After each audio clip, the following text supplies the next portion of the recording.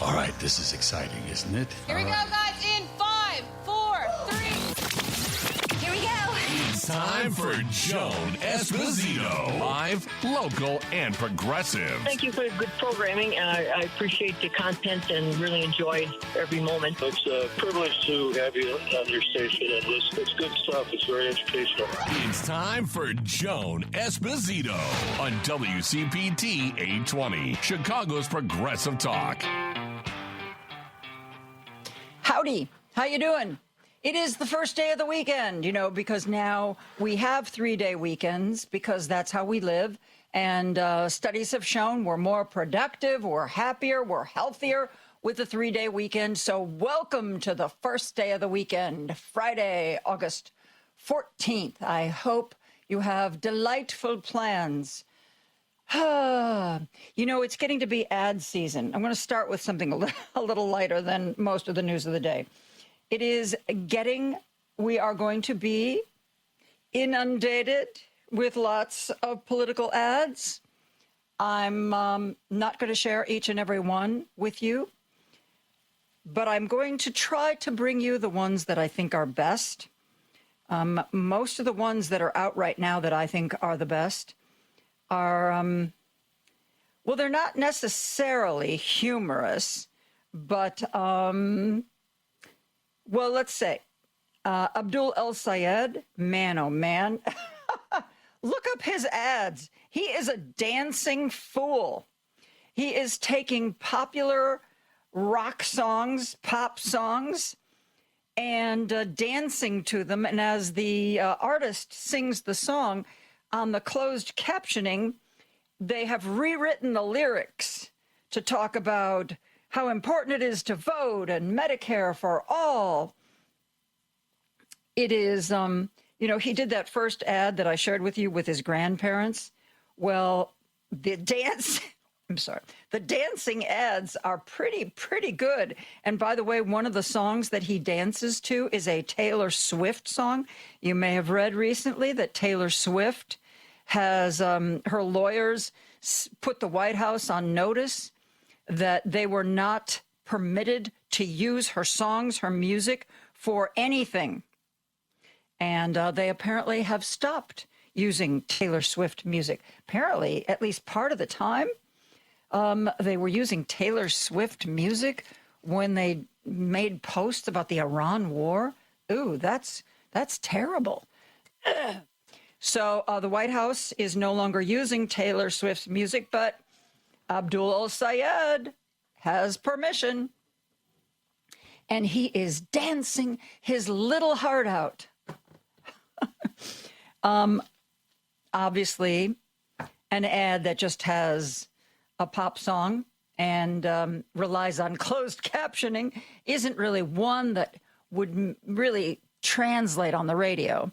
So I'm going to just tell you about it and tell you that you need to look it up. I'm not even sure how I got those ads in my social media feed because I don't follow him. But you know how that goes. Stuff just pops up randomly. I don't know if whether it's sponsored or the algorithm thinks this is something you might like. It's very weird. But from time to time, this stuff comes up. The other ad, not quite so humorous, that I want to tell you about is an ad that James Tallarico is running. James Tallarico and Ken Paxton are running for a Senate seat in Texas. And Ken Paxton, as I have told you repeatedly, I think is one of the most vile human beings on the planet. He gives Donald Trump a run for his money with the just no moral compass at all. And why the people of Texas have continued to vote him into office. Hey, I get it. There are Republicans who would rather die than vote for a Democrat. So if you are one of those people, stay home. Just stay home. Do not give us any more people on Capitol Hill who are absolutely amoral. We have enough of those already, okay? So there was an incident where Ken Paxton stole a pen. Yeah. There was a guy who had to come to a building that had, security. And he had a pen, a very expensive pen that his wife had given him. And, of course, all that metal stuff, you got to put it in a bin. And after he went through security, he forgot the pen. And when he realized that he'd forgotten it, he went back later, but it was gone. It was gone from the bin. And because the pen was worth $1,000, it was one of those super, super fancy pens, the security people rewound their footage. And what did they see? They saw not James Tallarico, because he would never do something like this. They saw Ken Paxton going over to that bin, looking through it, apparently seeing the pen, and he took it. He took the pen out of the bin and put it in his suit and just walked away. Because he was caught on video, I don't know if the police were called, because the sweet man whose pen was lifted by Ken Paxton decided not to press charges. $1,000, baby. We're talking felony. The guy chose not to press charges, but authorities went to Mr. Paxton, and he was forced to cough up the $1,000 fancy, fancy pen. This is the kind of guy that Texas is considering sending to the Senate. A common thief among his other transgressions. The Tallarico campaign has made an ad about this. I'm going to play it for you now. Listen to this. This is Ken Paxton. And this is Ken Paxton stealing someone's $1,000 pen. Here's what happened. The incident happened at the Collin County Courthouse, the same courthouse where Paxton would later be indicted for investment fraud. Paxton walked up to the trays next to the metal detectors, rummaged through them, and came across someone else's expensive Mont Blanc pen. He decided to take it for himself. The pen belonged to Joe Joplin, a local attorney who'd accidentally left it behind. It was a special gift from his wife. When Joe realized it was missing, he contacted courthouse security. This is the footage they pulled. Ken Paxton, on camera, stealing this man's pen. After the police got involved, Joe got his pen back. He could have pressed charges, but he decided against it because Joe's a nice guy. He'd never take someone else's pen. But he also hasn't forgotten who took his. Hi, I'm Joe Joplin, and I endorse James Tallarico for the United States Senate. Vote for James Tallarico. He won't steal your pen. Vote for James Tallarico. He won't steal your pen. I like this ad because Paxton is a... When Paxton was first named Texas AG, his own staff, his own lawyers, some of them quit and some of them demanded an investigation. He's been accused of fraud. He's been convicted of fraud. He's been accused of bribery. He has been accused of just about... His wife accused him of cheating. She said she was divorcing him for biblical reasons. But I like this ad because it shows how petty he is and how he didn't give a second thought. You can see him. He goes over to the bin. He doesn't spend a lot of time there. Kind of just shuffles through it with his finger, sees something, grabs it, walks away. Like it's no big deal. Like it's something he does all the time.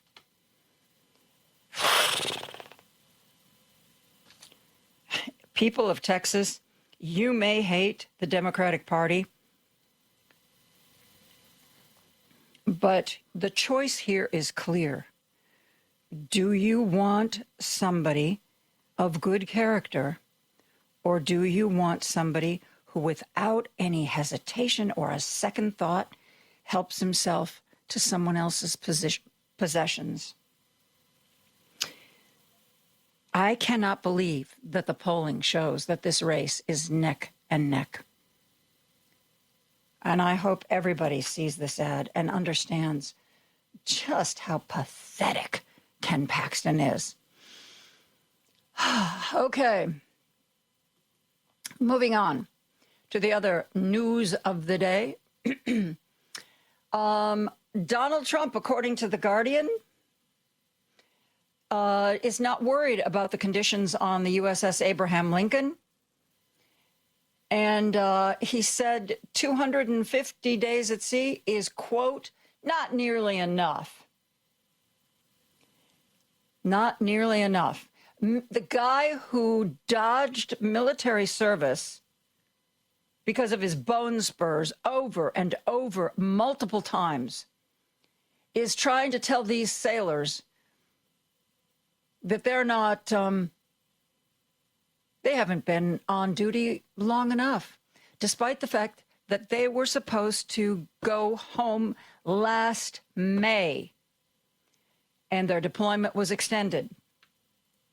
And frankly, the deployment would not have been brought to a conclusion if this hadn't been published by the Military Times. As many as 3 sailors have been reported to attempt self-harm. We've already read about food shortages, sanitation problems. This ship, I don't know, you see pictures of an aircraft carrier, but until I actually was on an aircraft carrier, the size of these suckers is just staggering. No photo does it justice. It is literally a floating city. But even so, it is not something, there's no getting off. You're in the middle of the sea. There's no pulling into a port when you're deployed in a war zone. There's no R&R. And now, after this embarrassing report, the USS George Washington is being sent to replace the Abraham Lincoln. But Donald Trump says they didn't serve nearly long enough on that ship.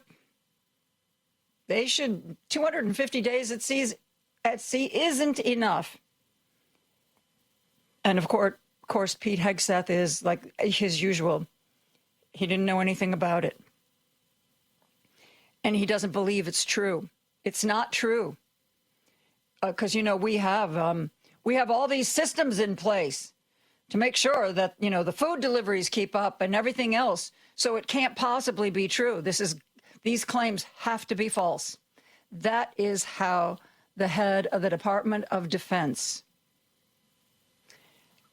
is reacting, at least publicly. I'm sure behind the scenes, he's blaming Steven Feinberg for this as well. Steven Feinberg is Hegseth's number 2. And he's already taking the blame for the fact that we're running out of munitions, something that Donald Trump was apparently furious about and screamed at Hegseth about. Hegseth was like, hey, it's not me. Feinberg was supposed to be in charge of this. He was supposed to make sure this didn't happen. He was supposed to make sure we all knew what was going on. It was him, not me. Do you think this is Feinberg's fault as well? The people who are close to Trump have learned the lesson. You don't go to Trump and say, you know what, I dropped the ball on this. You know what, this was a mistake. You don't do that with Donald Trump because that reflects badly on Donald Trump. He doesn't care about you. He doesn't care about you. All he cares about is himself. And if you reflect badly on him, boy, oh boy, you're gone. Though, of course, it takes a lot more. If you're a guy, it takes a lot more bad behavior and incompetence for Donald Trump to fire you. Women don't get that benefit of the doubt. Tulsi Gabbard, bye. Kristi Noem, bye. Pam Bondi, bye. Yeah. They don't get that benefit of the doubt. Couldn't happen to a nicer group of folks, don't you think? Senator Mark Kelly, the senator from Arizona, the senator who has served in the military and served as an astronaut. He was talking with Jen Psaki last night about the USS Abraham Lincoln. Listen to what Senator Mark Kelly had to say. It's very disturbing to hear that the conditions aboard the Lincoln have deteriorated, so much that sailors are now contemplating or attempting, even in the one case, of taking their own lives because of horrendous conditions. But I got to say, as bad as that and the conditions that these sailors have been put in, what I think is as bad, if not worse, is the Secretary of Defense's response, dismissing it like it's no concern at all. I think a fundamental part of leadership is trying to improve the lives of the people you're leading. And he doesn't want there to be any accountability. He doesn't want to get blamed. That's pretty obvious. He doesn't want this president to get blamed. I mean, I'd like to see from this administration just one time, someone taking some responsibility for something that isn't going right. And in this case, they seem to have a mental health crisis aboard that ship. It needs to be addressed, and the conditions need to be improved. My understanding is that you spoke today to a grandmother whose grandson is on board the USS Lincoln. What did she tell you? Well, she is a constituent of mine. She lives in Sun City. Her grandson is aboard the Lincoln. He works as an electrician's mate. And he's struggling as well. He's depressed about the situation he is in. He doesn't know when this deployment is going to end. I'd say the most disturbing thing she told me is she saw a picture of him, and she said when he got into the Navy, he was already like a skinny kid. He's 21 years old. She says it looks like he's lost 20 to 25 pounds. But the thing that also bothered her the most was the dismissiveness that Pete Hegseth brought to this whole situation. She saw what he said, and she said it was rather disturbing that this is the way that he represented what was going on. Yeah, think, but Mark Kelly knows. He said, I would just like it if somebody once in a while would say, oh, gosh, this happened, and it shouldn't have happened, and, I'm in charge, so I'm going to fix it, or we dropped the ball here. You can't do that with Donald Trump. You cannot do that with Donald Trump, because if you admit to a mistake, you make him look bad. And you make him look bad and you're gone. And these idiots that he has surrounding him, what are they going to do? Will Fox take back Pete Hegseth? Maybe. But then again, they weren't real fond of him when he was there. Another Navy veteran who is also a current congressman from Pennsylvania is Chris DeLuzio. He was on with Lawrence O'Donnell last night and also talked about the situation on the USS Abraham Lincoln. Listen to Congressman Chris DeLuzio.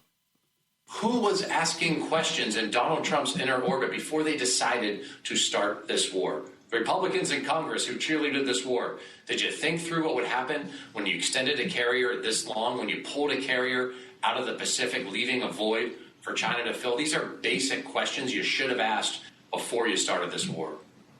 So all of those sources to Stars and Stripes, which is a highly credible military reporting newspaper, all of those sources, family sources, actual members of the Navy serving on the Lincoln and other ships, are all anonymous sources because, as the Stars and Stripes points out, they all live in fear of reprisal. So if you are married to someone on the Lincoln or one of these ships and you're talking to Stars and Stripes, you have to be fearful that there would be some sort of retribution from Donald Trump if your name appeared there. What does that do to the morale and the cohesion of everyone in this service. And it's terrible for morale, the fact that there is, frankly, legitimate fear that Donald Trump and Pete Hegseth, the people around them, will punish the sailors or the Marines because their families are asking tough questions about the conditions they're in, because they may go to a member of Congress in an office like mine or any others to ask what's going on with my wife, my husband, my son, my daughter, who's a patriot, who is serving, who is doing their duty downrange in harm's way. It's a breaking of faith. And to me, again, comes back to the profound and substantial responsibility we have in the Congress to find out what is happening, to demand that questions are answered, to make sure that the patriotism of our sailors and Marines is not squandered by incompetence from Pete Hegseth and others. Well, let's hope that after this reporting from the Military Times, I don't know if the Military Times is staffed by serving military people. I sure hope not, because if it is, you can pretty much guarantee that Hegseth's going to shut it down. How dare you embarrass us? How dare you? One other thing that I want to share with you before we move on here. CNN was interviewing Ukrainian President Volodymyr Zelensky. The interviewer was Nick Patton-Walsh, and they were talking about a settlement, what it would look like, could it happen? I think this is really important, so I want to share with you what President Zelensky of Ukraine had to say to CNN. Listen to this. You suggested yesterday that you made new proposals to the American side for a peace deal, or were there specific new ideas in this? No, I don't want now to go to some details. Yes, first, my opinion that we need more involvement of the American side to the peace plan. I know that they have some dialogue with Russians. I don't know details really, but it's normal. Putin doesn't want to stop this war now, and not enough pressure on him now. But there was one idea that was floated in earlier versions of the peace talks where potentially you might cede the remainder of Donbass in order to get a more lasting peace. And a year later, lots of those areas of Donbass are very hard for Ukrainian civilians to live in, from drone attacks increasing. Does that concession seem more possible to you at this stage than it was a year ago? No, the problem is security for Ukraine. We always speak about territory. Russia begins to speak about this war, and they speak about territory. The key question is why he will not come again with 1-2 additional million soldiers after the big pause or small pause. Why he will not come again to occupy us? What security guarantees you have? And this is, there is no answer. There is no answer, clear answer for us that he will not to try again to occupy Ukraine. And that, my friends, is the bottom line. Can Putin be trusted to abide by any agreement that he makes? And the answer, my friends, is no. When Ukraine many years ago gave up its nuclear arsenal, the deal was everybody agreed that Ukraine would be left alone. Well, how'd that work out? We're going to take a break and have your calls and texts right after this. This is Chicago's Progressive Talk, 820 AM, WCPT Willow Springs, and online at WCPT820.com, where facts matter. Want to join the conversation? I'm going to say exactly what I think here. Got something to say? Everyone needs to hear what I got to say. Call Joan now at 773-763-9278 and join the conversation. Joan Esposito, live, local, and progressive on Chicago's Progressive Talk, WCPT 820. 773-763-9278, 773-763-WCPT. It is Friday. We spend the first half of the show talking to you about the news of the week and taking your calls. And quick touch base on the weather. Yes, we've got lots of rain. There's lots of flooding in Illinois and Indiana. But I also want to encourage you on social media to follow Tom Skilling. We know him. We love him. We've grown up with him. He is in Hawaii, and he posted today about Hurricane Lala. I don't know who comes up with these names, Lala. And he was standing, you could see the beach and the ocean behind him. And he said, unlike most hurricanes that come through that area where the Hawaiian Islands are, this one is going to make landfall. They can do plenty of damage when they're still out in the ocean, trust me. But this one is actually going to make landfall. And at the time, I didn't see the timestamp on this post, but Tom said that Lala was 500 miles southeast of Hawaii when he made that post, but it was coming. So you should follow Tom Skilling. He is as delightful on social media as he used to be on WGN Channel 9. Okay, I was talking about Ken Paxton and James Tallarico, who are vying for the open Senate seat in Texas, talking about what a reprehensible human being Ken Paxton is. Somebody texted in, Texas voted for a rapist and traitor for president. Why wouldn't they vote for a thief for Senate? That is making reference to a James Tallarico ad that I played that had video footage of Ken Paxton stealing someone's pen. He was caught on video. The police got involved, and he had to cough up the pen because it was worth $1,000, that pen. That could have been a felony charge. But the guy whose pen he took was a nice guy, didn't want to press charges. But you know what? You look back at these people who get away with more and more and more, and you can almost always trace it back to early things that they did and suffered no real consequences for. Am I saying that guy made a mistake by not prosecuting Paxton? I can't say. He had to do what was right for him. But when people start doing things and getting away with it, even when they're caught, it kind of can plant a seed of somebody thinking that they are untouchable.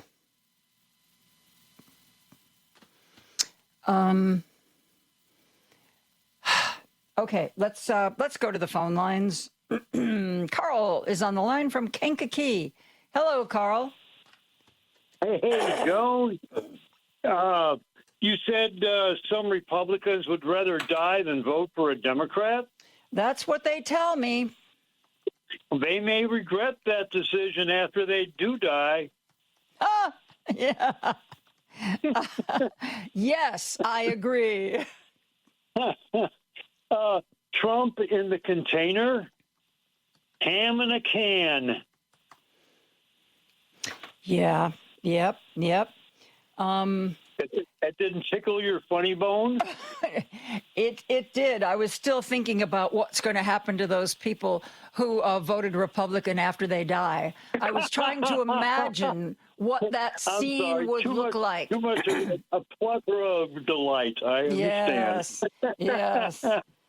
One can only, and here's the thing, so many Republicans, they're not every Republican, but a lot of them, they are white, they are Christian, and yet they excuse and support some of the worst behavior in their elected officials.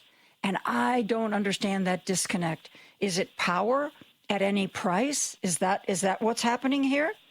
I don't understand it. How you can say that people should follow the teachings of Jesus and then you don't?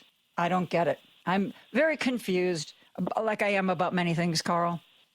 The power of mammon is strong, Joan. Yeah. Yeah. Ham in a can. Yes, ham in the can. Ham in a can.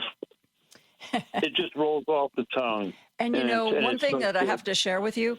Yes. I like The Guardian. Yes, I pay for the Wall Street Journal. I pay for the New York Times.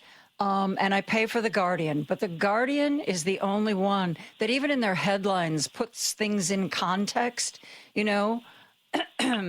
And especially when it comes to politics and Trump and the picture, when they reported that Trump dismisses concerns about USS Abraham Lincoln, saying its record-breaking 250 days at sea is, quote, not nearly enough.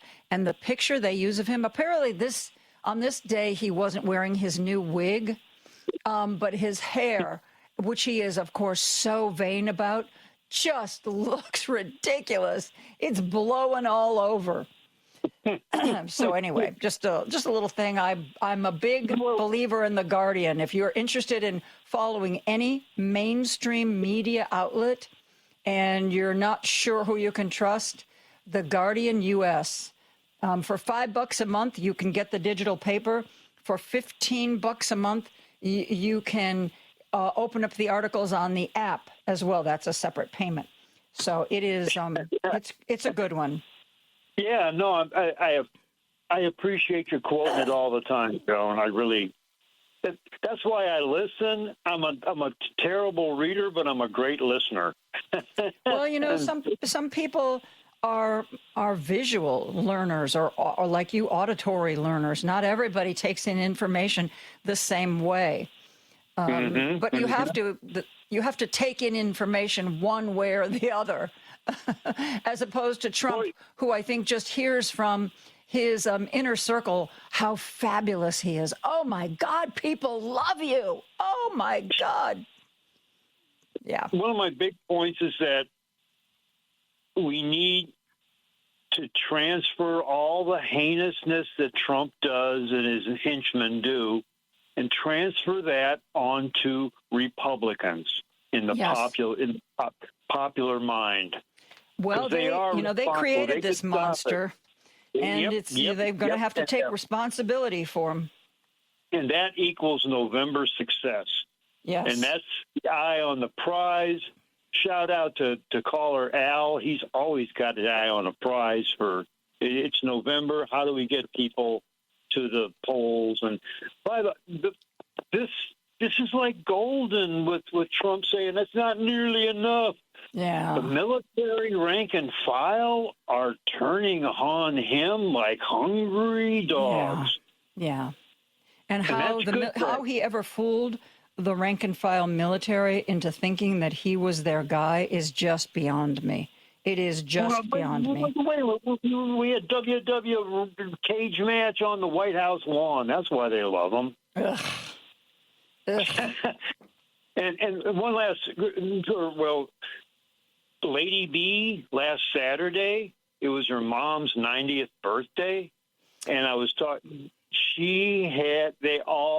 The family had the bestest time. It's heartwarming. It's a Hallmark event. Shout out to Lady B and her mom and their whole family. Boom. Lady B, you want to say something to Carl? Thank you. I appreciate you so much. Well, we all appreciate you two ladies. That's for sure. That's for sure. And you know, Lady B is worth her weight in gold. She is a delight to work with, lest you think that, you know, she just sounds nice. No, she actually is nice. And I love working with her, Carl. And thank you for giving me the opportunity to say that on the air. Hey, it's a beautiful Friday. It is. Most Fridays are. Thank you, Carl. Thank you so much. Love you all. Call. We are going to take a break. We're going to have more texts and calls right after this. Alexa, play WCPT. WCPT from TuneIn. Now back to Joan Esposito, live, local, and progressive on WCPT 820. Oh, by the way, speaking of Lady B, I need you to remind me. I got a text from somebody yesterday who said that ad that Patty just did reminded me that they have been calling and trying to get the free tickets to the Paramount Theater's production of Mean Girls, and they just can never get through. So I texted back and I said, look, a lot of people have the number memorized. As soon as contest is out of my mouth, they dial. They don't care what it is. So I told him that today I was going to ask you to pick up the fourth caller, so he has a better shot. And I'm telling you guys right now, I am going to give those free tickets away at 3:45. And if I forget, Lady B is going to remind me. 3:45, we're going to be in that particular break. We're going to give away, I believe it's the final 2 tickets that I have, unless Monday they tell me differently. So that's just a little bit of housekeeping from us. Okay, let's go back to the phone lines. Jim is on the line from Chicago. Hello, Jim. Hi, Joan. True Social's arm of monetized information, $100,000, and he'll give you his bookie tips for the day before he announces them to the public. Yeah. So, in other words, for $100,000, you can only speculate that you're going to make $100,000 back somehow by donating $100,000 to this outfit. But that's how the corruption is it makes your mind swim. Yes, and they used to call that insider trading, didn't they? If you had knowledge of something before it happens and you use that knowledge to buy or sell stocks, that is the very definition of insider trading. And he is so brazen these days, he's not even trying to pretend it's anything else. Hey, you know what? Give me $100,000 and I'll let you know before I post what I'm going to post. Hey. Yeah, I thought of Martha Stewart. Remember, she went to jail for a few months for insider trading. But anyway, how about $20 million ice for electronic gloves so they can really torture people when they pull them out of cars? They give them electric shocks. And then mining equipment has been discovered in Greenland. Now, it's got to be Doug Bergman because he's got a mining expedition. I was reading that. I didn't have time to read the in-depth article, but there has been some sort of mining agreement that Trump has given to a company that he is associated with or friendly with, and they're supposed to be giving them permission to mine something or other in Greenland. Yeah, they're not happy about it. Greenland's not happy about it, or the mother country's not happy about it. But Doug Bergman has got to be involved in this because he's got a mining expedition in Venezuela looking for gold. And what's really interesting about they're all billionaires, Joe. But yet they can't find time to do anything else but dig up for more money. And to me, that is just a complete waste of time. Yep. I mean, once you got a few billion, what's the point? I mean, anyway, the point is, but and then with the name of it, True Social. I mean, what a name for it. First of all, there's nothing social about it, and there's nothing true about it. Right? Yeah. I know. Yeah. Anyway, we made another week, Joan. I don't know, but my God, it's just too much. The whole thing's too much. Thank you, Joan. Thank you much. You're very, very welcome. Years ago, when I was at Channel 5, my contract was up and my agent was negotiating a new one. And, as often is, salary was one of the sticking points. And I remember talking to Bob Surratt, and he looked at me and he said, "How many VCRs can you buy?" Like, exactly what Jim said. When is it enough? Elon Musk has enough money to end hunger. And what is he using it for? Well, the only thing that I've seen him really announce forcefully is, he's going to use that money so we can have a spaceship that goes to Mars. And Elon Musk, as a little side note, is becoming very, very, very defensive about accusations that thousands, hundreds of thousands, if not millions of people, and especially children, are dying in Africa because of his devastation of USAID. USAID provided these peanut butter packs, and that supply all the nutrition in a package that can be shipped. It doesn't have to be refrigerated. Those are no longer going out, and we are no longer helping people get AIDS medication. And when somebody tells Elon Musk that he is responsible for all these deaths, he goes out of his way to try to defend that and allege that he is not responsible. It wasn't him. When, you know what? I don't know if the guy has a conscience. I really don't. I think he's been so rich for so long that he just thinks the rest of us are like ants, and he's the big guy with the big shoes. But yeah, this seems to be kind of hitting him in his ego. The fact that he is responsible for all these deaths. He doesn't want to hear it. He doesn't want to talk about it. Let's go to Dave from Hoffman Estates. Hello, Dave from Hoffman Estates. How are you? Hey, Joan. Yeah, I forgot to mention on Monday that the Army abruptly had relieved the three-star general leader of the Fifth Forces in Europe, Lieutenant General Charles Costanza, and he was removed from command. The Army didn't provide the date of his removal or disclose a reason for his departure. And then on the Navy side, same day, they had the guy was only a year on the job. The Navy relieved Captain Matthew Lowe, the commanding officer of Navy Medicine Readiness and Training Command, citing the usual loss of confidence. So in other words, that was a military man that wouldn't rubber stamp what they wanted to do. You know, Randy Manor predicted this a long, long time ago, that he predicted that the military would stand up to Hegseth and Trump and say, you can't do this, you can't do that, and that they would keep firing people until they got to somebody who would say yes. Yeah. And like I told you the other day, that guy, the commander of that, Abraham Lincoln, I'm sure they're going to nail him, you know, for loss of confidence. And like I texted you, that Crozier, that Brett Crozier was the one that they Captain that Crozier, time. Yep. Yeah. Though it's interesting, I don't know. When I was talking to Randy yesterday about how this story got out, and he said that it is virtually, in his opinion, knowing how the military works, he said, to me, it is virtually impossible that the captain of the ship was the source of this information. But, you know, somebody under him, that's a different story. And you're absolutely right. What happened with this ship, even though it is Hegseth's fault, the captain, I believe you are correct. I believe the captain is going to take the blame. You know, you didn't do this, you didn't do that, you know. Oh, like you should have told us you were running out of food. Like the captain of a ship wouldn't pass that along. Right.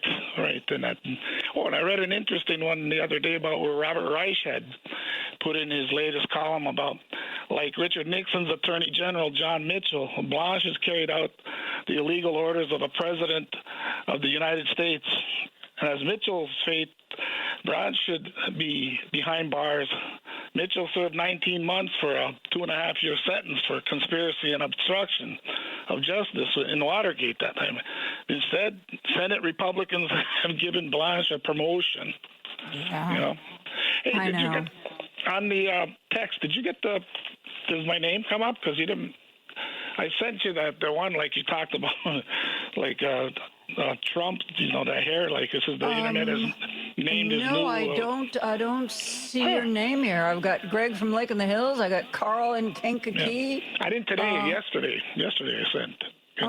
Okay. But the one, it was a cartoon and it showed with Trump, and it said that the internet is named his new wig the straight of hair moose. Oh God. You should have it if you get it anyway. And then there was a couple others, but the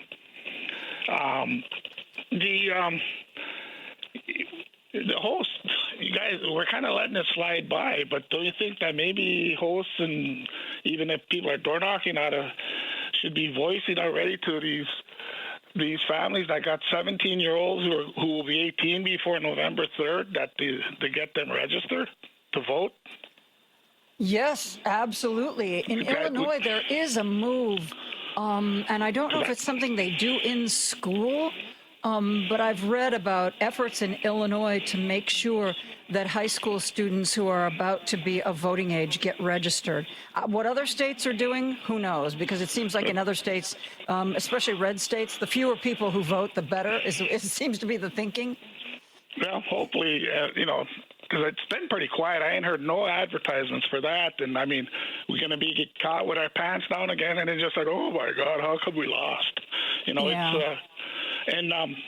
I've seen where the Michigan Black Caucus endorsed El Sayed for Senate, calling for unity ahead of November. Well, that's needed because if we recall in the last election, the 18 to 40-year-old black males, 18 to 29-year-old Hispanic males, and 18 to 29-year-old Asian males did not vote for Harris. I know. And I think that's so important. The African American vote has always been hugely important for Democratic success. So I'm really glad to hear that. Really glad. And and if you recall, in 2016, like in Macomb County, a lot of them the males did not go to vote for Hillary because she was not Obama. I know Richard Chu always tries to say that it was middle-aged white women, but it wasn't the only case. It was the black males did not vote for her. Yeah. And it could have made a difference. A lot of people, too many people stayed home in that race. Too many people stayed home. There were like I remember reading after the fact, 70 to 80 million registered Democratic voters who had previously voted who did not vote in the presidential election that could have given us Kamala Harris. Yeah, so hopefully that we don't go and cut off our nose to spite our face this time. Yeah, really. Let's hope so. Yeah, Let's hope so. I think I just wanted to get that out. I hope we've learned our lesson. I think we have, but maybe I'm wrong. Have a good weekend. Be well. You too, Dave. I want to share this text that came in from David in Bloomingdale. I was talking earlier about the headline in The Guardian. We're talking about this extended deployment by the USS Abraham Lincoln that has led to poor conditions on the ship and at least 3 sailors attempting self-harm. And Donald Trump said that 250 days at sea is not nearly enough. Not nearly enough. Because, he served quite on. Oh, wait, no, that's right. He didn't serve, and he certainly didn't serve honorably. David from Bloomingdale texted in, what do you mean Trump said not enough? What was he doing punishing them if you think he's punishing them? But for what? They're in service of our country. They are our defense. What the hell is wrong with that stupid bleep, bleep, bleep, bleep, bleep, bleep, bleep, bleep? I know, let's make him shark bait. He's afraid of sharks. Remember that thing about would you rather get electrocuted on a boat or would you rather face the sharks? I know he's afraid of sharks. Let's put him on the bow of the Abraham Lincoln and let him scream out, I'm king of the world. Little Titanic reference there for those of us who did or did not see that movie. Let's go back to the phone lines. Our good friend, you know what? Okay, let's take Ron from Chicago. Ron, we got a couple of minutes here. Go for it. Lane Maxwell, who's in a minimum security prison, she has better living facilities than the sailors on the Abraham Lincoln. Yes, and she has a puppy. How many of those sailors have puppies? No, they don't get puppies. She gets a puppy. Well, that's good. And I'm sure that the Abraham Lincoln's not the only ship that has problems. There has to be other ones that have wouldn't surprise me. And Trump announced this week that he's going to keep the National Guard in Washington, D.C. until January 2029. It's going to be $3 million a day just to keep the National Guard with it. Well, I guess that's the cost of his ego, right? Mm-hmm. And a related thing too is I heard today that our national debt in July, I'm not sure if this is true or not, went up by $500 billion. So I don't know. I don't have the latest figures, but our debt is higher than I've seen it pretty much in my entire lifetime.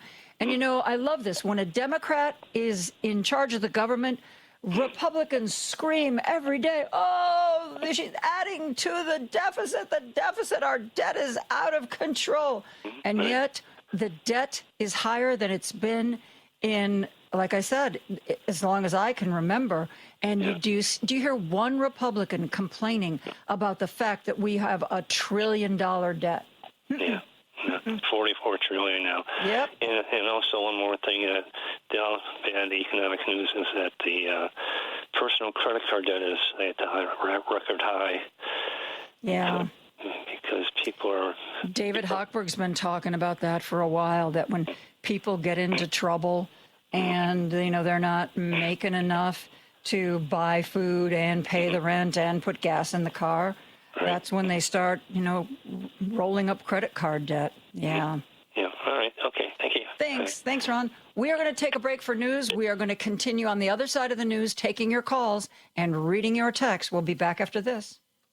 You're the only voice of reason on the radio. You give me hope. Having listened to you every day. Thank you for your clear insight. Always felt a little bit smarter. I listen to you every single day. I keep coming back to this station, and thank you for what you do. On WCPT 820, Chicago's Progressive Talk. Chicago's Progressive Talk. WCPT 820, where facts matter.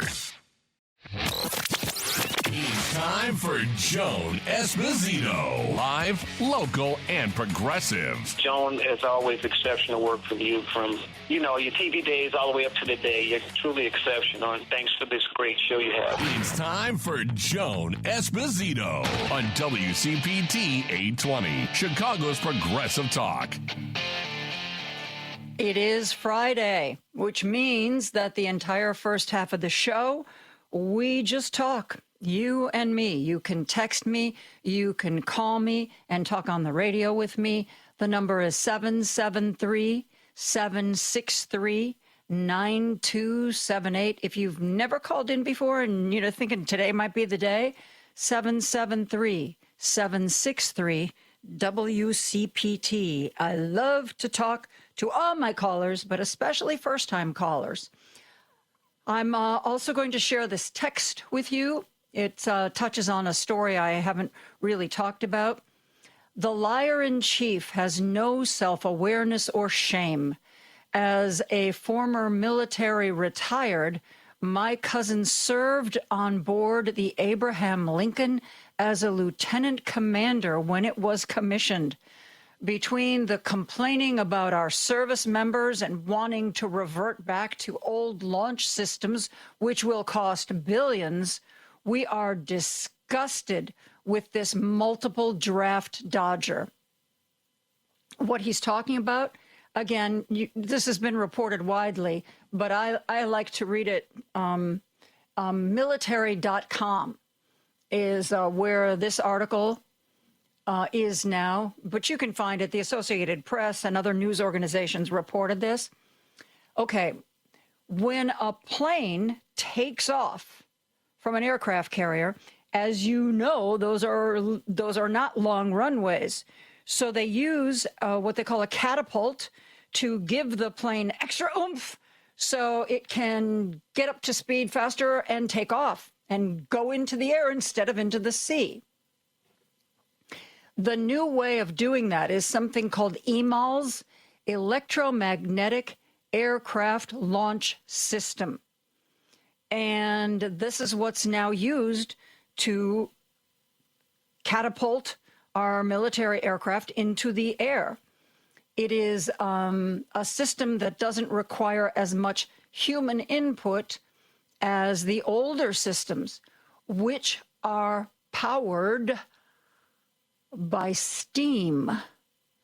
Donald Trump has issued an order that steam catapults replace the new electromagnetic aircraft launch system. And the texter is correct.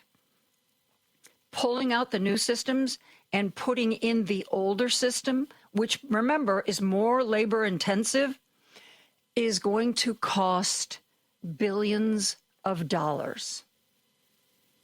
Billions of dollars. And, you know, what do you think other countries use? France uses the electromagnetic catapult. Chinese aircraft carriers employ electromagnetic catapults, but not us. We have them. We have them. But they're going to be replaced with steam catapults, because a long time ago, somehow Donald Trump got it into his head that steam is better or more powerful. And so every other country in the world that has aircraft carriers are using the absolute latest tech. We are going to be ripping the latest tech out so we can replace it with steam catapults. How's that for somebody who has his finger on the pulse of what our military needs?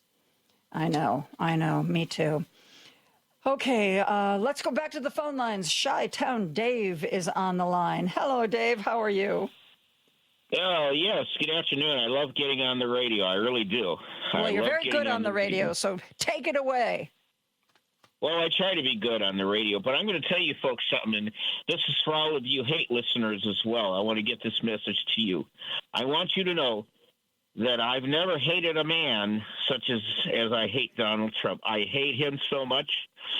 I hate Pete Hegseth equally. I hate Stephen Miller equally. I hate Todd Blanche equally. So you hate listeners out there, that's for you. I hate you too. You hate listeners out there. I hate you too. So I don't understand why are these people so cruel? I don't understand it. Why are these people so cruel? And even if they're not cruel personally, they sure seem to be okay with Donald Trump's cruelty. Have you read Stephen Miller's new idea is to deport more children? Yeah, that's because he wants those numbers, you know. He wants those deportation numbers up. And so he's thought that his new idea is let's deport more children. And why is that? That's a very good question. Why does Stephen Miller come up with anything? He's not somebody who has any kind of empathy. Hey, I've got an idea. We're not making our 2,000 to 3,000 deportations a month. Let's, you know, if we've run out of adults, let's do kids. Yeah. Well, you know, I was going to say there was a blind listener that called in a while back. I forgot her name, but she says that she found out that Stephen Miller would like to have all of us disabled, you know, blind, and I'm blind too. Stephen Miller would like to have all disabled people institutionalized. And I'm wondering why that is. And that's a question for any of you hate listeners out there. You would want that, I'm sure, too. Why do you think he wants that? That's a very good question. You know, one of the things, well, you know, it's probably tied to woke, because this administration is trying to refute all of the protections from the Americans with Disability Act. Oh, you don't need to have ramps. Oh, you don't need to provide for people who are other abled. Don't worry about that. I don't know. Maybe we're, you know, I'm a woman, you're disabled. But I don't think we're part of the master race here. Yeah, well, how do they expect us to live then? I don't think they care whether we live or not. I mean, if you're going to make life harder for disabled people, if you're going to cut some of the programs that help people get wheelchairs who need them, then you clearly don't care whether they live. You know, that's the only conclusion I can come to. Yeah, and Paul, if you're listening, I wonder what you would have to say about that. Yeah, I enjoy Paul. I enjoy all of the callers. Jim in Chicago, I enjoy him a lot. And I enjoy the show. I really do. And I enjoy getting on the show. Well, Paul from Seattle, there's been a call. There's been a call to arms. Pick up your phone and dial in. Dave, thank you so much. I appreciate, you make a pretty good host here. I thank you for that. Let us go back to the phone lines. Let's go to Franklin Park, where Al is on the line. Hello, Al. How are you today? Am I on, Joan? You are. Go ahead, Al. Didn't hear the beep. All right.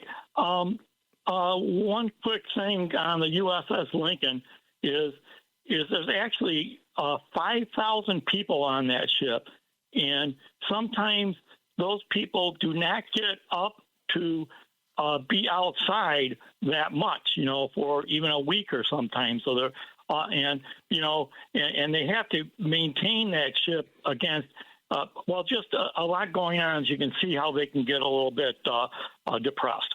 But when I was on the USS Kennedy, aside from the fact that the size of it was staggering, you are absolutely right, because that deck where the planes are, you can't just say, I need a little fresh air. I think I'm going to go up and walk around on the flight deck. No, on the side of the ship, there is an opening, doesn't run the entire length of the ship, but there's an opening where I suppose underneath that where you could walk over and maybe get a lot of fresh air. But you are absolutely right. It's not like you can say, well, I know I'm supposed to do this job. I'm supposed to keep these pistons running. But, I really feel like I need some sunshine. So somebody cover for me. I'm going to go find a place where I can breathe some fresh air. No, it's a city, but most of the city is enclosed. That's what somebody brought up this morning on one of the Northwest Suburban Indivisible Organizing for Action calls, and they also Wednesday had a session called "Political Persuasion for Polarized Times," and that can be found on our YouTube channel, and that had a Dr. Chris Hale on it. And he is actually a practicing ER physician that realized he had to be doing more. So he has been looking at everyone's psychology and what's required to get people to vote and to change their minds. And so it was a very good session on that you can find on the Northwest Suburban Organizing for Action YouTube channel. And then, the week before, we had one called Beyond Tabling that you can also find there, talking about and linking you to literature to also get out there and talk with people to get them out. Because, we're down to 81 days now before the election. And it's all about getting people out and figuring out how to get people involved. And I keep trying, but it's hard, It is hard because I'm a shy person. But I appreciate you overcoming your shyness enough to call in and chat today, Al. It is always a pleasure. We need to take a break. I am going to be back after this break with more callers and more texters right after this. Chicago's Progressive Talk, WCPT 820, where facts matter. Hey, it's Joan Esposito, and I want to tell you about 120 Life. 120 Life is a drink made with ingredients that help support healthy blood pressure. My mom struggled with high blood pressure for much of her adult life, and for many of us, high blood pressure runs in the family. 120 Life is a great-tasting fruit and vegetable drink designed to improve your blood pressure. Put it to the test for a couple of weeks. Check your blood pressure. See if it works for you. Some people reported results in as little as 2 weeks. And I like 120 Life because it is a fruit drink that isn't terribly sugary. To try it, go online to 120life.com. That's 120life.com. If your high blood pressure doesn't come down in 2 weeks, you can get a full refund. And you can get a 20% discount on your order. Use the code JOAN, JOAN, for 20% off your order. These statements have not been approved by the Food and Drug Administration. This product is not intended to diagnose, treat, cure, or prevent any disease. Now back to Joan Esposito, live, local, and progressive on WCPT 820. Before we get back to talking to you, Lady B in the break gave me some bad news. I promised that at 3:45 today, I would give away my final pair of tickets to see Mean Girls at the Paramount Theater in Aurora. But unbeknownst to me, I gave away the last pair of tickets yesterday. I did not realize this. When Devin first sent me the email, I could have sworn he said you're going to do it every day, but for the entire week. But you know what? I have been told by people who should know that there are no more tickets to give away. So for the gentleman who texted in and said that he'd been trying so hard to win tickets, I feel awful. I feel awful. You can go to their website. I think it's ParamountAurora.com. And, you know, I've been to productions at that theater. First of all, it's a beautiful theater. And generally the tickets aren't very expensive. So I'm very sorry. I made a promise, apparently, that I cannot keep. Okay, so there you have it. We have been getting a lot of texts about Donald Trump. Donald Trump's recent comment about the sailors on the USS Abraham Lincoln, that even though they've been serving without a break for 250 days, remember, they were supposed to return home in May, June, July, August. And not only was their deployment extended, but it was extended without an end date. And yes, I agree with all of you. Somebody said, you know, if somebody named Trump or Kushner had been on that ship, it would have been different. Yes, you're absolutely right. It would have been different because Donald Trump looks after his own in a way that family members do, but they don't use the power of the presidency to rig the table and protect his family from things that other families have to go through with very little thanks or appreciation from Donald Trump. I got this text about voting. Joan, regarding registering young people to vote, I signed up with the League of Women Voters to go to the train station on the weekend of Lollapalooza to ask young people if they were registered and provide them with a QR code if not. Unfortunately, most of the effort was canceled due to torrential rain. However, apparently there were people who did it the previous day, and many of them reported that most of the young people told them that they had been registered to vote in high school. You know, that's what I thought. When we talked about this yesterday, I vaguely, I read so much and I do my darndest to retain all of it. But, I only have so many neurons.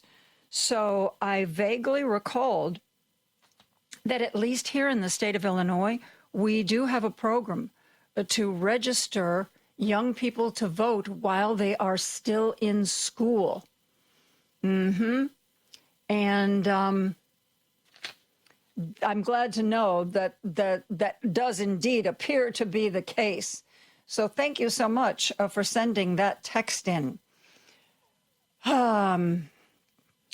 Meant to send this message. Is the mainstream media going to get reporters on that aircraft carrier and investigate? The only time that reporters are allowed to be embedded, which is what it's called with the military, is when the higher-ups sign off on it. There was, I can't remember her name. There was a CNN anchor who was allowed to be on one of the ships. She did her reporting. Oh, again, time is fluid. Was that last week? Was that the week before? Was it 3 weeks ago? It's been a while, but she was allowed on the ship. It was probably a month ago. So maybe things weren't that critical yet. But, you only travel with the military if the military signs off on it. You can't just be a news organization. And, well, that's been part of the problem with the war in Iran and part of the problem with trying to find out what's actually happening in Gaza. The only reporters, as far as I can see, the only reporters who have been on the ground are reporters from Al Jazeera. And in Gaza, I believe the number is 126 or 127 Al Jazeera reporters in Gaza have been killed since the start of that conflict, which, of course, started after the October 7th attack by Hamas. Killed by Israeli Defense Forces, who are claiming that they never target journalists. But when some of these cases, remember there was that really famous woman journalist who was killed a year or so ago, and they were like, oh, sorry, we didn't know who she was. Well, that particular case, probably because she's so high profile, has been investigated, and claims that the Israeli Defense Forces didn't realize she was a journalist are not holding up upon closer inspection. People have been texting me, too, that I did not mention the Epstein files today. Katie Fang, the former MS Now anchor and reporter, has been with an activist group. She has been going to court. We are waiting for the judge's ruling. The judge is very upset that the government in this case has not been complying with their orders. And the last time I saw Katie Fang, which was, I believe, yesterday, she said that the judge is now at some point going to make a ruling about the fact that the government has been so utterly uncooperative. So stay tuned on that. That's an effort to get the Epstein files released in an unredacted form. Okay, we're going to take a break. We're going to be back with stories from the States right after this. This is Chicago's Progressive Talk, 820 AM, WCPT Willow Springs, and online at WCPT820.com, where facts matter. Joan Esposito, live, local, and progressive on WCPT 820. It is Friday, and every Friday we are chatting with Chris Fitzsimons, who does the Stories from the States podcast. That is a podcast that the States Newsroom organization puts out. That is a group that has reporters in every state house in the United States. And once a week, Chris talks about the news of the day, but he also features one important story that has been a States Newsroom report, and is here to talk with us today. Hello, Chris. How are you? I'm well. How about you, Joan? I'm peachy. I am absolutely peachy. Good. Yes, peachy is good. So what have you got for us today? Well, pretty timely. Today we have an interview with our amazing Ohio reporter, Megan Henry, who is right there and just spent a lot of time in Springfield talking to the community and the Haitians. You'll recall the Supreme Court has agreed to let Trump revoke the temporary protected status to all the Haitians in our country who were allowed in when they were in danger in Haiti. And it's really extraordinary. There's about 30,000 in central Ohio. There's 15,000 in Springfield, Ohio alone. And we all remember during the 2024 campaign, Vance and Trump were claiming just insanely that these Haitians were stealing pets and eating them. You remember that whole eating the cats whole thing, and eating the dogs. The cats and dogs. Yes. And it was so ludicrous then, still lying now. The Haitians are now being required, the ones just in Springfield, not anywhere else in Ohio, they're targeting Springfield. They're being required to report to ICE offices and wear ankle monitors like they're criminals under house arrest.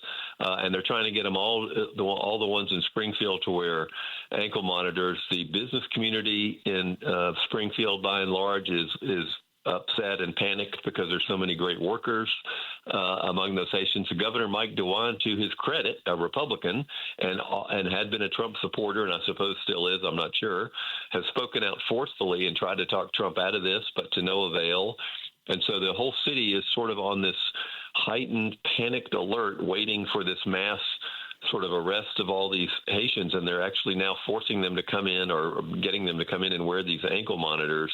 It's sort of just the latest of this insane, immigration, the deportation, the extreme agenda to just come into communities and take people, most of whom have no criminal record. For all the talk about the worst of the worst, these are folks who are working hard in businesses and are have helped turn a town around that was struggling, and now they're all going to be, at some point, the fear is they're all going to be taken away en masse, and it's not clear what's going to happen to Springfield. I know. And it's a real bait and switch, isn't it, for these people? Absolutely. Think about if your country was war torn with drug lords and you and your kids weren't safe, and the government of the United States says, come here because that's our country's history, to allow people in and allow them to start a better life and contribute to our country. And you come here several years ago and you build a life, you become part of the community, you get a job, you behave yourself, you don't do anything wrong, and you're building a family. Many of those people came over here and then had children here. I think there's at least 1,000 children that were born to Haitian parents who came over here because they thought they were going to be here because they're working hard.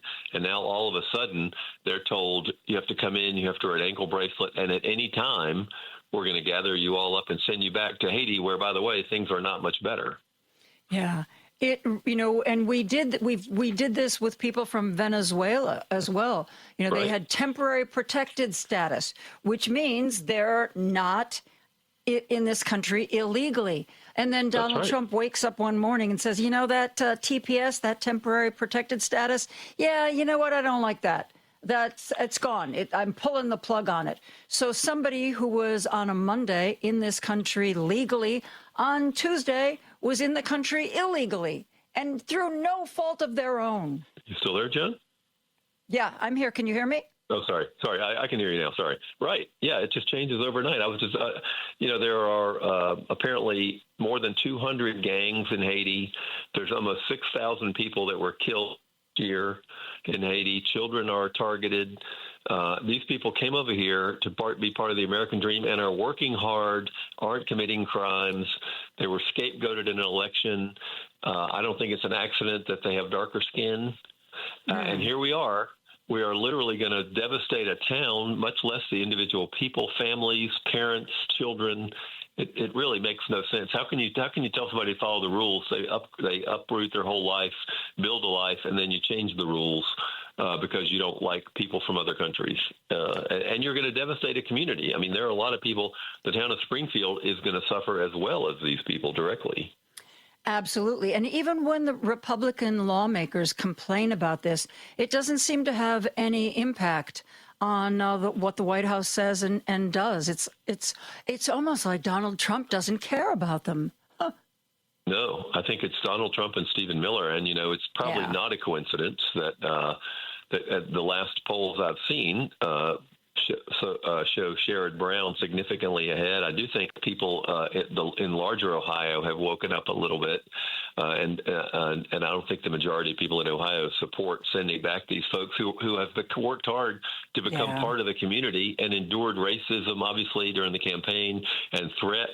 And even with all that, they're still working hard, trying to become part of a community, and they're going to have literally their lives, ripped apart because of Trump and Stephen Miller deciding that what was our nation's policy overnight, as you mentioned, is no longer a policy. And now they're having to walk around as common criminals, as if they're, bank robbers or violent criminals, and wear, ankle bracelets. And, Ohio has become a much more conservative state than it used to be.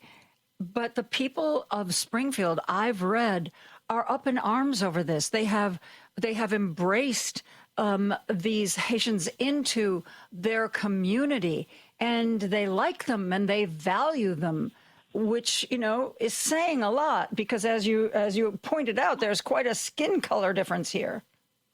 Right. Absolutely. And I'm not sure what's going to happen to these kids who are in school in Springfield. I think there's more than 1,000 of them in school. What's going to happen to the parents? Are they going to be separated from their kids? We don't know. It's really, and this is going to happen in other states too. It's interesting to me that the only place that we know of right now where they're forcing them to come in and wear these ankle monitors and surrender their passports and all the rest of it is Springfield. I don't know what it is about Republicans in Springfield and what it is about Vance and Trump in Springfield, but it's really it's one of the more astonishing things that just keep these things just keep happening. Our reporter has done a great job covering this and does a good job explaining it on the podcast. But there really is no rational explanation other than we don't want the country. We want the country to look a certain way, despite how well these people are doing and how much they're contributing to our communities. Yeah.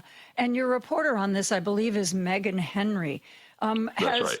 As with most reporters, they've learned that the best way to illustrate a story is to tell a personal account. Is there a story of a particular family or a particular individual that you can share with us? I don't have one off the top of my head other than, you remember early on in the immigration battle, there was a chaplain who was imprisoned in Ohio and was detained, and we wrote extensively about him. Megan was actually just in Springfield. She has a story posted this morning about the Springfield community, about the people who work with the folks in Springfield who are trying to help them. The Haitians a lot of them are actually scared to talk.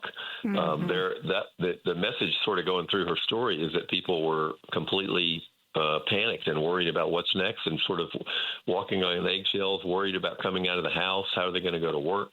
There was one 16-year-old in Pittsburgh that wasn't in Ohio, but was forced to wear an ankle monitor for doing nothing but just growing up. So it is really we are really getting into the places where you wonder, everybody, wonders how long this can go on and what's going to happen. I do think that, again, that it has to account for part of the reason that you mentioned Ohio's gotten to be a conservative state, and it's been a long time since Democrats won in Ohio. But if the polls are to be believed, Sherrod Brown is significantly ahead, and the governor's race is at least a toss-up. And I've seen polls with Amy Acton slightly ahead. So this is going to be a really interesting, everything contributes to this. I think the war, the gas prices, all the things that you talk about every week. But I think this in Ohio specifically is a really big deal. Can you imagine living in a neighborhood, knowing people, have coworkers who are Haitian, and then you hear who became the vice president of the United States claiming that, they were eating pets. It's so just ridiculous. Yeah, and when when his feet were really held to the fire, he was like, well, I understand it didn't really happen, but, it was like a good anecdote, or it was a good metaphor, a good illustration. So J.D. Vance knew when he was saying this that it was nonsense. Right. And obviously from Ohio now. So, it's astonishing. But Megan does a really good job talking about this story and what people face. It's very depressing. Talking with Chris Fitzsimon, Stories from the States is the podcast. We're going to take a break and be back with more after this. Because facts matter. You're listening to WCPT 820. Now back to Joan Esposito, live, local, and progressive on WCPT 820. Chris Fitzsimon is here. He's telling us about the Stories from the States podcast. This week's podcast is focusing on the Haitians in Springfield, Ohio, and what is happening to them. Chris Mallory also reached out to me and said that one of the things that you could talk about, and I want to make sure I've got this right, companies that benefit from increased immigration enforcement. That's the opposite of what I've been hearing. So tell me what that's all about. I'm sorry, Jen, I couldn't hear the beginning of your question. Sorry about that. Okay. Mallory suggested that one thing we talk about is the companies who are benefiting from increased immigration enforcement.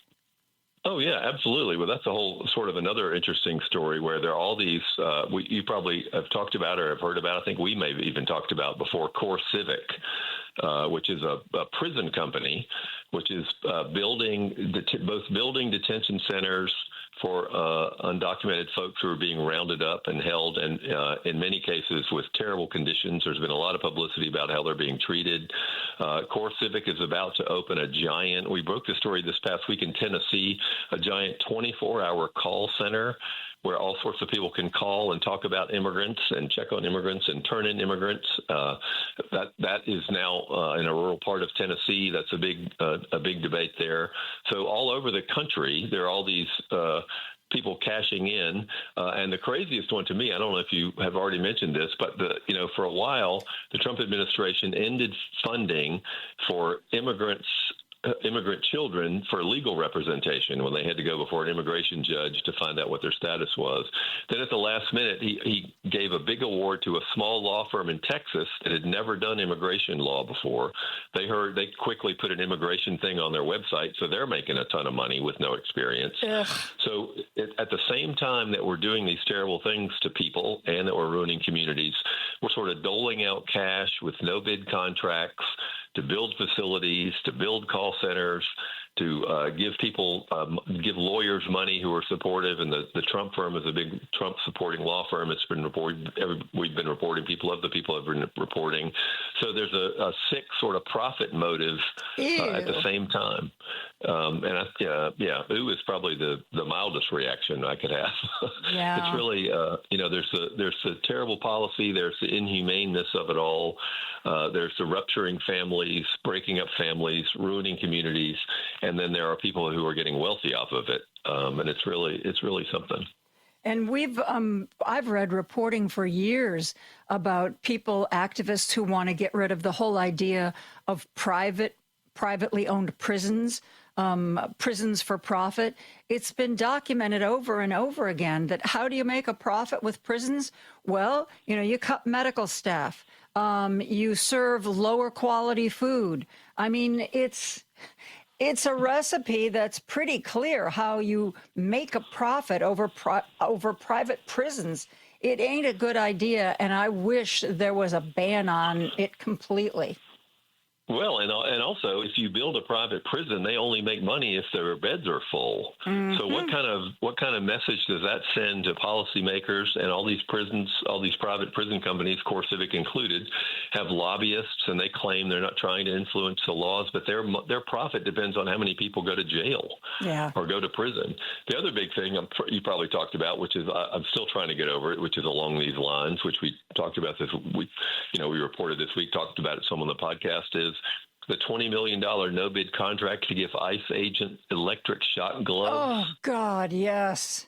That's a Kentucky company. That's Susan Collins, who's running for re-election. That's one of the issues she's been hit with, because she always votes to increase or repeat the funding for ICE. And the idea there, these electric shock gloves, it's supposed to be, it's a less lethal way to maintain order, Chris. You do understand that, right? I mean, it's insane. Yeah, that's the justification is they killed people in Minnesota and other places. Now they're just going to, I guess, render them immobile and hurt them with gloves. Can you imagine? This is like out of some weird dystopian science fiction movie. Oh, I mean, that's the point that we've gotten to in this country, which is really, I don't know how we got here, but the thought that there'll be law enforcement people walking around with these, it's like something out of a horror movie to me. It is out of a horror movie, and I love to read science fiction, but I never read dystopian science fiction because it just gives me the creeps. And now the world is so much more dystopian than any of those novels I refused to read. Yeah, you do wonder where it all ends and what's going to happen if the Democrats do take over one or both chambers of Congress or houses of Congress, and what happens to the funding. And, no matter what Susan Collins says, the folks who voted for all this are the ones who have enabled it. I'm just scared about what comes next. So we have a law firm who doesn't have any experience representing kids. We have shot gloves. We're yanking people out, putting ankle bracelets on people, eventually going to send them back to a country where their lives are in danger, take them away from their kids. That's a week's news. Any one of these things would have been a dominant story in the news for 6 months in any other era. Yeah, absolutely. Hey, one of the things I know you've been following is the primary election in our neighbor, Wisconsin. Wisconsin gives us heart palpitations every time there's an election. It's just so stressful here in Illinois as we watch what's going to happen now, because in Wisconsin, anything can happen. What did you think about the most recent primary results? Well, the first thing I thought, both in Wisconsin this week and then Michigan before that, was that the pollsters now, for the most part, have no idea. I mean, we've known that for a while, but Francesca Hong, who's a DSA candidate for governor, was significantly ahead in most of the polls. And El Sayed in Michigan, who did win narrowly, but he was ahead by double digits and barely won. I think what I made out of Wisconsin is that there's a lot of things. One is the a lot of people think that the rise of the DSA is some anti-establishment vote, and that's happening everywhere, and that this means that's not happening. I think what you can draw from this is two things. One is Francesca Hong might not have been as good a candidate as some other folks that are in the progressive side, and that Tony Evers, the governor of Wisconsin, is actually very popular, even though he's an older guy, which is some of this is generational. I think people in Wisconsin are generally happy with how he's governed, and he came back and strongly, not only publicly supported David Crowley, who won the nomination, who will be the first black governor of Wisconsin if he wins from Milwaukee, but he also directed some resources to him, and that was all in the last couple of weeks. It was almost like they had several elections. I mean, 2 elections in one. So I think it was fascinating, and I did see what the most interesting thing to me, which is just a minor thing, but a lot of talk in Michigan about can the Democrats reunite. In Wisconsin, there was a photo going around social media of all the Democrats who won their primary races and the losers sitting around a table having a meal. So Crowley was sitting with Francesca Hong and some other folks trying to figure out already the day after the election how they were going to win the general election. So it's really interesting. It is the closest race in the country. Yeah, me too. Francesca Hong, she was right there. And I mean, it must have been, I don't know with what her private polling showed. Maybe she knew that this was going to be a squeaker and she probably or could at least possibly lose. But the fact that she was on board with Crowley so quickly and so completely, that gives me such hope for the Democratic Party. Yep. Oh, me too. And she was, she was a longtime state legislator and very popular from Madison. I thought that was a giant thing, as you mentioned, that sends a pretty strong message now. So this is going to be really. I think Wisconsin will be it feels like now it is the swingiest of the swing states. And the other thing, I think there is a lot of pundits will say that if the Democrats can hold the governor's mansion, that they might have a trifecta there and take over the state house and the state senate, which would be astonishing when you think about it. Wasn't that many years ago when Scott Walker was there and all the lines were redrawn and they gerrymandered the maps and people thought it was Wisconsin will be Republican forever in the legislature. All that is now up for grabs. Part of that is because of organizing and efforts. Part of that, though, I think is actually because of the direction that the Republicans have gone nationally and how the people in Wisconsin have a hard time defending that. Yeah, absolutely. And, you mentioned Tony Evers. Yes, he is old, and I know right now we're in a changed mindset, and especially older folks who are in office. But to me, Tony Evers is the exception to that rule. Chris, he seems like Walter Cronkite to me. He seems he's somebody you feel safe with. He's never going to lead you astray. He's going to be kind, and he's only going to tell you the truth. Is that just me, do you think? No, I think that is, and people trust him. And goodness gracious, if there's a time when we want somebody that we can trust, who's, for lack of a better word, sort of normal, even though he's very progressive. It really does feel like that's part of, I think, what's happening there. People are yearning for a calm, I think, much, a different direction than we're in now. And, we've talked so far today, we've talked about, ripping families apart, electric shock gloves, and Tony Evers just keeps plugging along in Wisconsin and governing effectively, and he's very popular. He's a 2-term governor. So his word and his mantle there, I think, went a long way toward deciding this election and keeping people in Wisconsin together. Yeah, I think so, too. He's a rare politician that way, and he's never given people any reason to look askance at him or to doubt him, and I like that. I like that very much. Mr. Fitzsimons, your podcast, Stories from the States, is going to be airing here on WCPT, also on the other station we own, AM 950, Twin Cities, Minnesota. Congratulations. You are going to be... When does it...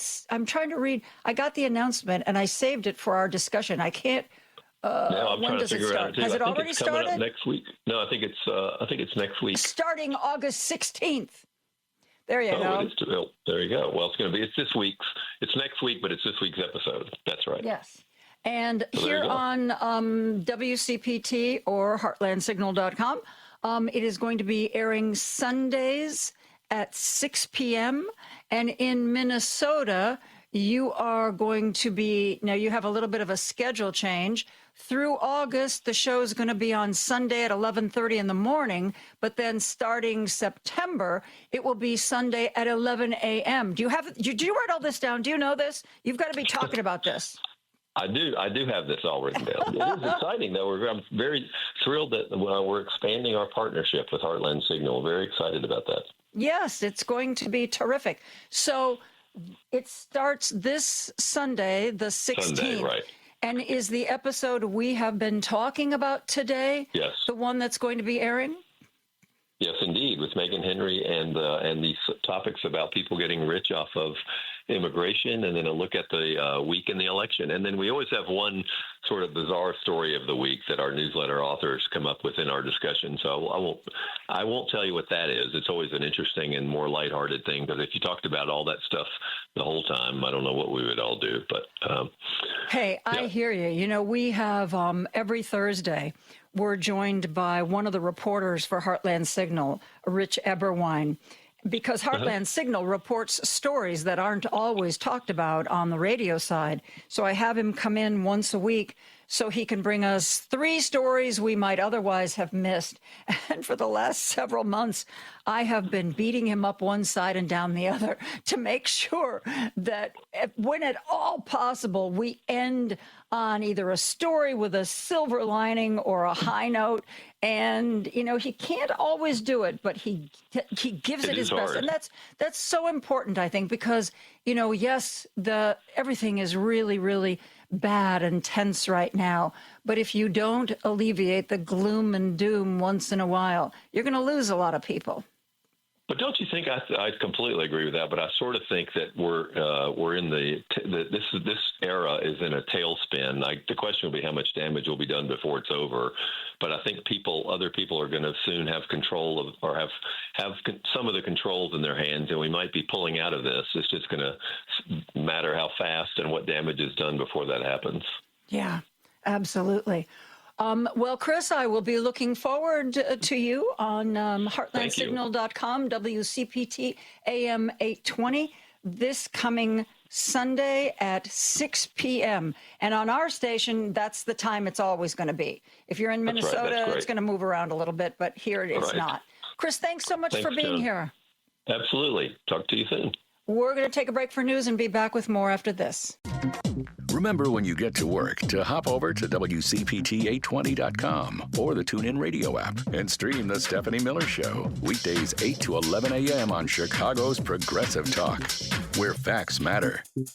Hey, Google, play WCPT. Streaming Chicago's Progressive Talk from TuneIn. Joan Esposito, live, local, and progressive. Quite frankly, I get most of my news from you. Joan Esposito. Y'all ready for this? On WCPT 820. Those of you who listen all the time know that probably my favorite political magazine is Washington Monthly. There are other magazines that do some great political reporting, but Washington Monthly seems to be on top of everything in a way that sets it apart. And one of the people who is a big contributor there is Bill Scher, who has a new article out and is here to talk about it. Bill, how are you? I'm good. It's always a pleasure to be with you. And it is always a pleasure to chat with you. Your newest article, I think this is the newest one. Yes, it posted today. Should we ever trust polls again? Bill, my answer is no. I tell the audience that I think that polling is no longer as accurate as it was 20 years ago. And I try not to talk about them, but it's like potato chips. You say you're never going to eat one again, but then somebody brings a bag home and it's all crunchy and crinkly. And there you go. And I can't quit the polls. Bill, help me. That's a good analogy. And look, as I said in the article, it's not like every poll is wrong. We've had examples of good polling this election cycle, and usually when polls are correct, you don't notice as readily. They were accurate in the run-up to the Georgia Republican Senate primary, the Texas Democratic Senate primary, the California gubernatorial primary. So it's like they're always wrong, but we have some very glaring examples of them not being correct. Two huge whiffs in Michigan and Wisconsin this month. And I wrote about this a month ago. I do have a column today, but I flagged a month ago after Graham Plattner bowed out, taking a hard look at how polls informed that race's narrative over the course of the 6 months prior. Because one of the big reasons why Plattner hung around so long is that he seemed to be maintaining a healthy standing in the polls, even when various scandalous information seemed to be coming forth. And people, somebody wanted to believe that it didn't matter. People didn't care. He's not just beating Janet Mills in the primary. He's beating Susan Collins in the general election polling. It's all going to be okay. And a lot of that polling came from the Plattner campaign or allied organizations, because there's two things going on in the polling industry that are relevant here. One, you note they're not necessarily as accurate as they used to be. We have a decline in high quality polling backed by major media institutions because it has gotten too expensive to call people. Too many people screen out unknown phone numbers. And so it takes more time to reach people on the phone and get a big enough sample. And a lot of people are saying it's not worth the money to do this anymore. And so you're left with cheaper techniques done by fly-by-night organizations that don't have good track records. And so that quality is declining. And on top of that, you might say, well, good. Who won all that media polling anyway? All this horse race news coverage that was poll-driven was always corrosive. We weren't talking about the issues enough, and I get that.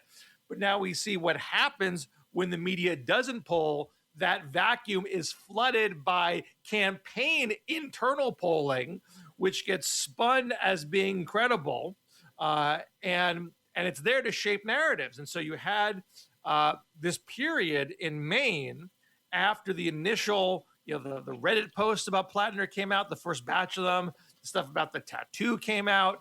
This is all in October last year. But then the polling you see, November, December, it's showing him holding on, growing his lead. And then made people think, it's all going to be okay. And it saps Janet Mills' fundraising to the point where she quits. So this is not even just something happening in kind of a theoretical abstract space. It is impacting actual campaigns. It forced Janet Mills to drop out. It forces Mallory McMorrow to drop out of Michigan. It forces Mandela Barnes to drop out in Wisconsin. It has a real impact. And then you learn in the cases of Michigan and Wisconsin, maybe those polls weren't on the mark in the first place, and maybe you didn't have to quit, or your donor shouldn't have shut their pocketbooks because of it, because it wasn't as accurate as you thought it was going to be. So I think it is a real problem the way it is impacting campaigns in these primaries. But at the same time, it doesn't mean that every single poll is going to be wrong, but you do have to be judicious and not assume that a poll before election day is fixed and no developments can happen. People can change their minds. You got to run through the tape regardless of whatever the polls say. And in Wisconsin, perfect example of that, David Crowley did quit. He did back away from the race. And then when Sarah Rodriguez's campaign blew up because of the financial difficulties, then David Crowley was back in the race. And I've heard a phrase recently, or not, I've read a phrase recently when about polling, and it's called partisan polling. It's like you get a Republican polling organization to do polling on your Republican candidate, and lo and behold, the polling is great. The polling is great. Well, we saw this. Interesting. We did not see as much of that in Wisconsin. We saw more of that in Michigan. So you have so in June in Michigan, you get a whole bunch of polls that come out from Abdul Saeed allied organizations saying he's up by double digits. And there was a smattering of polling before that had more of a mixed picture. And then you had some independent polling that seemed to back that up. And so it seems more legitimate.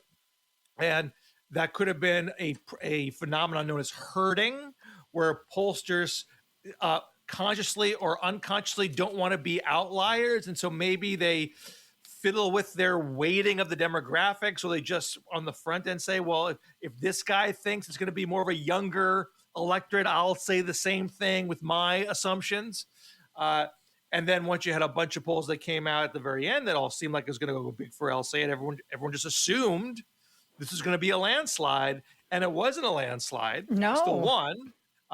And a lot of the postmortem said, well, maybe we're not reaching older voters or low-income voters. The younger, college-educated, more passionately ideological are more willing to either pick up the phone, or when they do text to web, to answer the text on their phones. My 89-year-old mother has a flip phone. She's not doing a text to web, poll if it gets sent to her. And just to be clear, text to web is like somebody texts you a QR code or something that takes you to a website? Yeah, they'll say, we're doing a survey, click this link to fill out the survey. So you got to take that step to click that link and agree. Well, you know why I don't do that? I never do that, because it seems to me I can't tell what is a legitimate political request and what is a thinly veiled request for money. Oh, click this button if you hate Donald Trump. You hate Donald Trump too. Send me money. And I think it's absolutely right. And I want to say one point about El Sayed. I don't think this. I don't intend this to say to speak ill of El Sayed because of this. I do think there's been a tendency in this cycle for the more progressive insurgent candidate to use this tactic of churning out favorable poll numbers, because it helps legitimize a candidate that might not otherwise be taken seriously by the media. So I understand the incentive of doing it, and you could certainly argue that it worked at the end of the day for El Sayed, but I do think there's a flip side to it, or a potential flip side to it, and I can't know what's true here. Maybe on election day, his people were less likely to turn out because they thought they had it in the bag, and maybe the Haley Stevens voters thought, oh man, I better show up because it looks like my girl's going to lose. I better make sure I get out there. You don't know. I mean, we can't get the data to prove that, but something went awry, whether it was on the data itself or how people reacted to it. There's definitely a tendency, I think, across the board these days, and some of this is maybe fed by these betting markets, these political prediction markets, where you get a poll number a month out, and everyone thinks that this means that it's over, that it's done. And there's no reason to. We've so many cases in history where people make comebacks or news developments happen that weren't known at the point of the poll. mean, go back to, and I said this in the column today, and I'm sorry for those of you who aren't sports fans. Look at the NBA Finals. Look at the New York Knicks. If they looked at the scoreboard in the third quarter and said we're down by 29 points, forget it, this game is over, they wouldn't be champions today. You got to run through the tape. You can't assume the game is over before it is over. Francesca Hong, a couple of weeks before the election, the polls I was seeing had her up like by 40 points. And obviously she lost. Now, it was close, but she still lost. And I've talked to some people about that, Bill, and they were like, oh, well, the last 2 weeks, her campaigning was really bad. I mean, she was being ripped apart by the there should never be Thanksgiving ever again. Some of the Graham Plattner and others have in the past put things on social media that they have to walk back. A lot of progressives are now walking back any texts about defund the police. But she didn't seem to, I don't know if she didn't expect how they would go after her, but she didn't seem to be ready for it. She didn't seem to have good answers. So the way this was explained to me, oh yeah, well, she probably was hugely ahead in the polls, but she had such a bad 2 weeks before the election that erased her lead. What do you think about that? Well, I think that there's a lot to that. And we see other examples a lot of times in presidential primaries. Someone will get ahead of steam. Someone will have a good media appearance or a good debate appearance, a good ad, and they'll spike in the polls. And then the media spotlight really bears in. And that's a test. How do you handle it when the media spotlight is on you? Do you have the candidate's skills to withstand that kind of scrutiny? And I think the way Francesca Hong handled those questions, her interview style is kind of shaky, very, very tentative. And I hate to be, a theater critic here. But she, in some ways, she's the polar opposite of Abdul El-Sayed, who is very brash and so uber confident in every interview. And that gives people a sense of, it can soothe people, make them think he's got this. But I think there's also danger in that approach as well, because sometimes you get so cocky that you say things that aren't smart and they bite you later. In the case of Francesca Hong, she came across more tentative, and that definitely sapped confidence in her ability to go the distance. And she was only seemingly the front runner for a short period of time, and that's not enough to really be sturdy and stable. And Crowley was able to, even though he quit before, to get back in. And the fact that the incumbent governor was his wingman, I think plays a big role here. He played a more active role as a surrogate than, say, Gretchen Whitmer did in Michigan for Haley Stevens. She did an endorsement, but didn't go on the trail and throw roundhouses the way that Tony Evers was to Francesca Hong. And that late movement towards Crowley, a poll's not necessarily going to pick that up. They're in the field maybe a week out. If there's going to be a late break in the last 48 hours, a poll's not going to catch that. Mm-hmm. Yep. I'm talking with Bill Scher. He has a new article in Washington Monthly magazine. You can find it at washingtonmonthly.com. Should we ever trust polls again? Bill and I are going to take a break, but we will be back with more. WCPT 820, Chicago's progressive talk, where facts matter. Now back to Joan Esposito, live, local, and progressive on WCPT 820. Bill Scher's most recent article in Washington Monthly magazine is about polling. Bill, today's Friday. Time is fluid in my world, Bill. I think it was earlier this week that I spoke to Peter Giangreco, who is with the Strategy Group. They advise a lot of national candidates. And I said to him, why does it seem like candidates have better polling than is released to the rest of us? Like I said, I've been covering candidates for a long time, and they seem to know, the day of the election, even though they might be, shaking hands, they already know they're going to lose, and why does it seem like that polling is so much more accurate? And Peter said, well, it's because it is. It's a different kind of polling. It is much, much, much more expensive and much more specific. Like, instead of saying, we're gonna survey all the voters who live in Milwaukee, it's more like, okay, this is the state.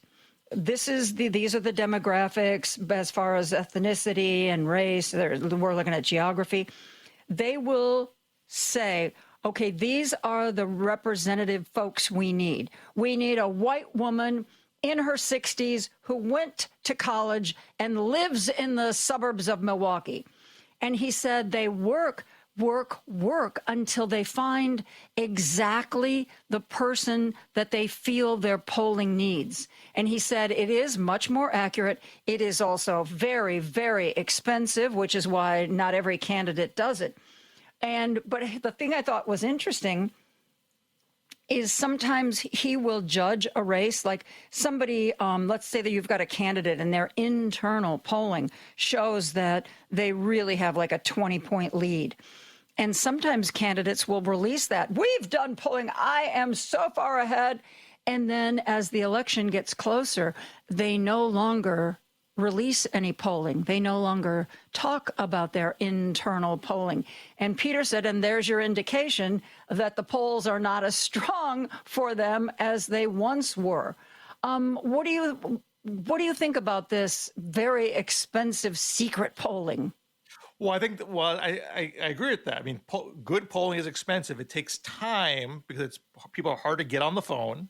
It takes more time to get a perfectly set demographic mix that you need. There's an extra complication, particularly in primaries, because you might not know what demographic mix you need. You may not know what the turnout mix is going to be in a particular race because it's not like a general election where you have a pretty good idea how many Republicans and Democrats are going to show up in a particular state or a county or precinct. But primary, the types of candidates in primaries change cycle to cycle. If there even is a competitive race, there might have been a competitive race for that particular office for 10, 20 years. So it's a lot more guesswork there. I do take issue with the notion that if you're not putting out the internals, something's wrong. That was laid on Stevens. Stevens had one internal poll that she put out really early on, and then nothing after that. And then LC just cranking out the double-digit leads for months. Well, that must mean Haley's number is bad. Maybe she had internal polling showing she was down 2 points, and you wouldn't want to release that because it would counteract what LCE was saying, but it wouldn't be all that great for you. But it did actually show that perhaps you still had a puncher's chance here. And some campaigns might say, you know what, because of that fact, let's just not send out the internals at all. Because if you do it once, you don't do it again, people are going to start to talk. So let's just not do it. So it doesn't necessarily but tell you everything you need to know. If you're a candidate in a crowded race and your internal polling shows you're in the lead, how can you humanly be expected not to want to share that? Because you don't want to, in LCA's case, don't make your people complacent. Don't treat these things like they are proof that everything is preordained. You want everyone to go, to the mat on election day, not assume that it's all over. So I get the incentive to try to legitimize a candidate who might not otherwise get the attention. I mean, look, we just saw so as I said this week, there's one pollster who's doing a lot of internal polls this cycle that have been very good. And that's public policy polling. Not totally perfect. You in the article you write about their polling on the California governor's race. Talk about that. They were working for Tom Steyer, and so their published internal poll there showed him tied for the lead with the Republican and Xavier Becerra trailing, and that proved not to be correct. But they were on point in Iowa Senate, Texas Senate, Illinois Senate, Minnesota Senate, even in Wisconsin, where they were working for Crowley, they did a top line number, which like the others said, okay, we have Hong up by 18 in our initial top line. But then we did a so-called informed question where they clearly did some negative stuff on Hong versus positive stuff on Crowley, and then said, look, we're going to assume an older electorate than what we have been assuming. And when we do that, it ends up being a dead heat, which is what it actually turned out being, because that negative stuff on Hong actually was getting filtered in to the electorate late in the game. So it proved sometimes that stuff is putting your thumb on the scale. In this case, I think it showed what was actually happening. So anyway, so just this week, they do a poll for the new Democratic nominee in Kansas, who is a Methodist pastor named Adam Hamilton. He's got a really big congregation. And the incumbent there is Roger Marshall. Kansas is a very Republican state, but it hasn't had Democratic governor for 8 years. And has Hamilton down by 1 point. Now, it's an internal poll. Maybe they turn the dials a little bit to make him seem more competitive. I wouldn't base everything, I wouldn't make all my spending decisions based on this one poll, but maybe it's sending a signal, a credible signal, this guy's got a shot. Maybe you should think about putting some money in this race. Now, if I'm the Democratic National Committee, Democratic Senatorial Campaign Committee, I want more data than just that before I make that decision. But maybe it's worth sending my guys out there, doing some qualitative focus grouping, doing some of my own expensive polling, and seeing what I get for making a decision whether it's worth spending there or not. But that's where I understand the incentive to do it, because a guy you might write off, maybe you shouldn't write off. But if you don't do it accurately, you're going to give people a false sense of hope and waste a lot of money. So it's tricky. You mentioned the prediction markets.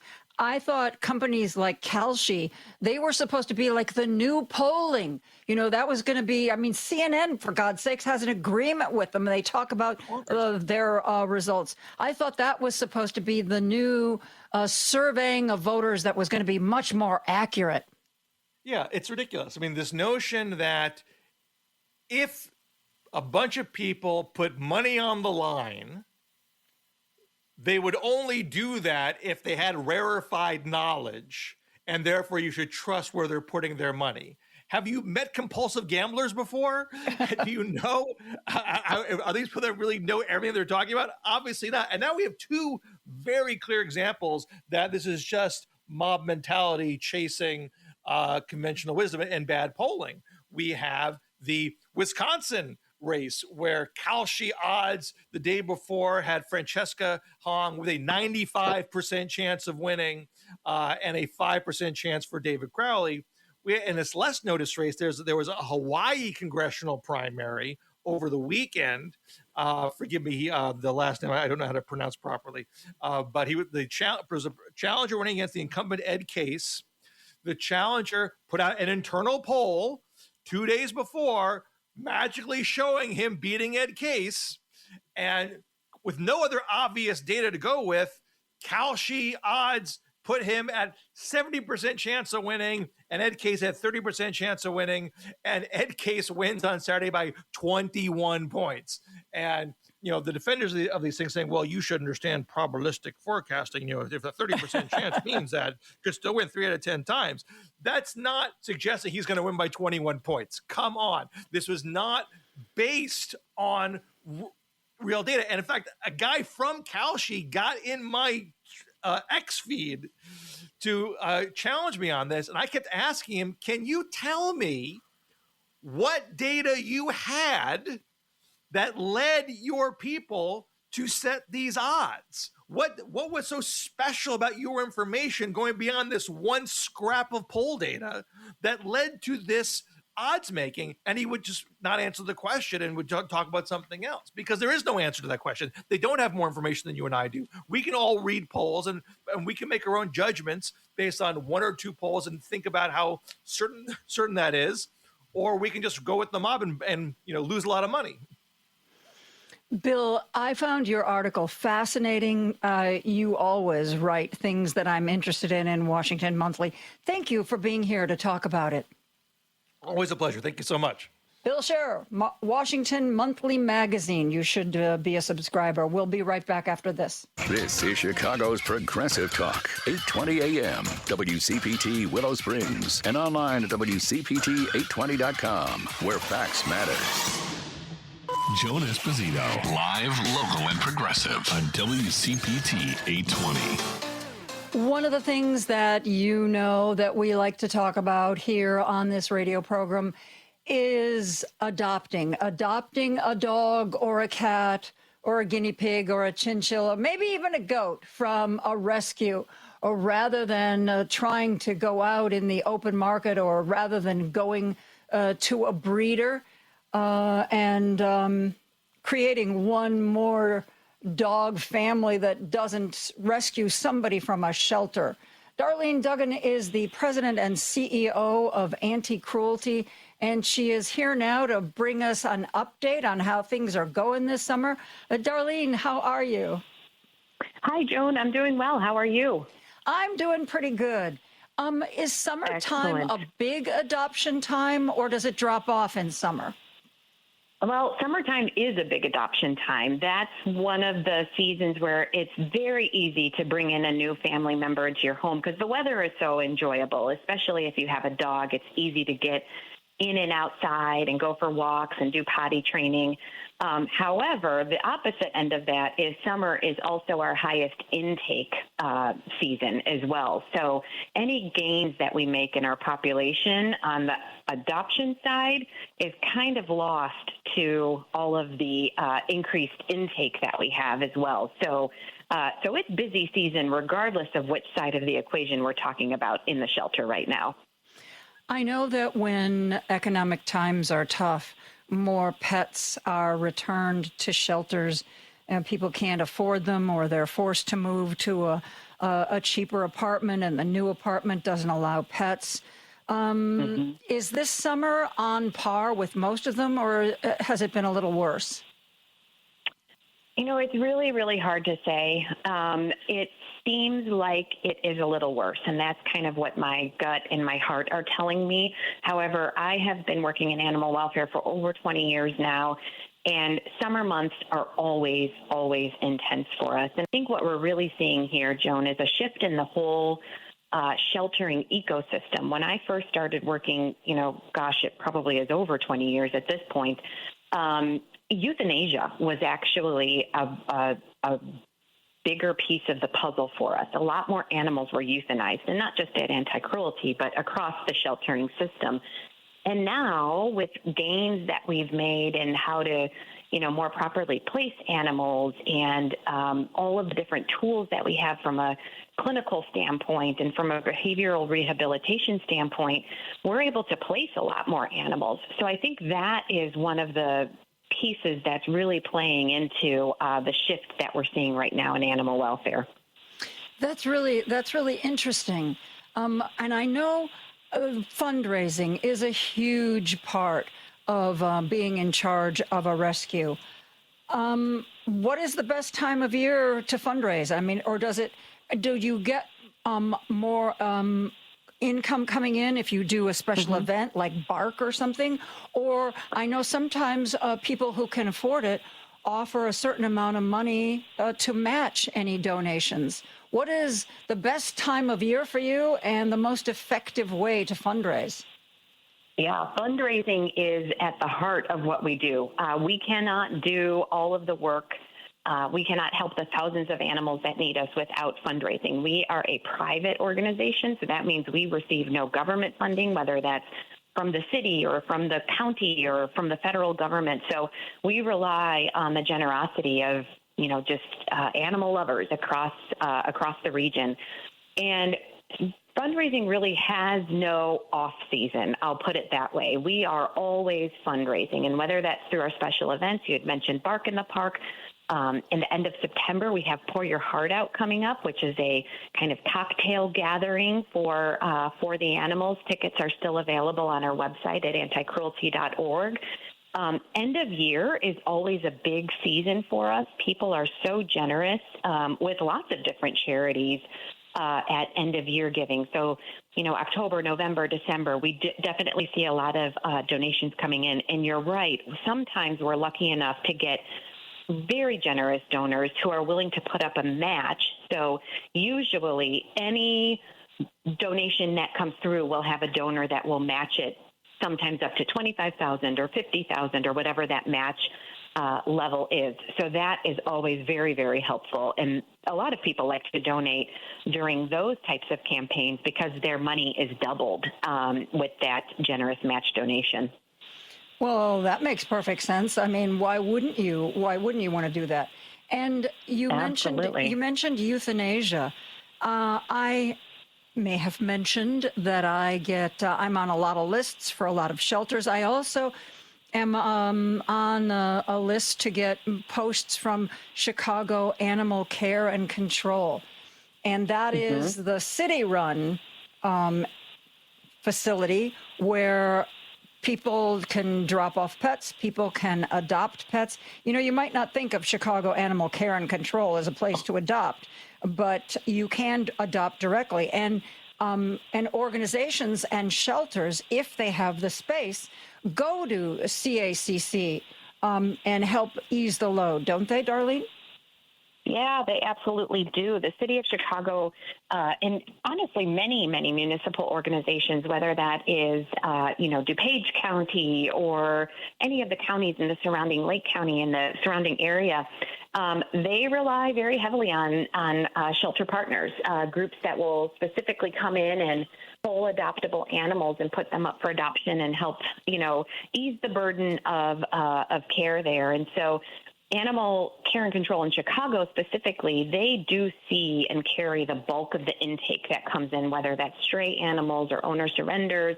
And sometimes they are the ones that also take anytime that there are evictions or hoarding cases. So it's not uncommon for them to get 50, 60, it's even gotten over 80 animals a day that they've been dealing with intake. So again, in the summer months, it is a strong, consistent flow of animals into the whole ecosystem. And Joan, I use that term intentionally because in our community, anti-cruelty, Chicago Animal Care and Control, and all of the rescue partners and all of the other shelters, we're getting through this. The way that we get through a summer like this with such heavy intake is by collaboration and working together and helping each other out and sort of helping each other through those tough months. So, yeah, when Animal Care and Control sees those high levels of numbers coming in, they usually will put out, some sort of notification plea to the general public, but also to other shelters in the areas to see who has, sometimes even one or two kennels. If you can just take one or two animals from them, we do that. That helps. Every little bit helps. I remember, I think it was in the spring, Chicago Animal Care and Control posted a picture.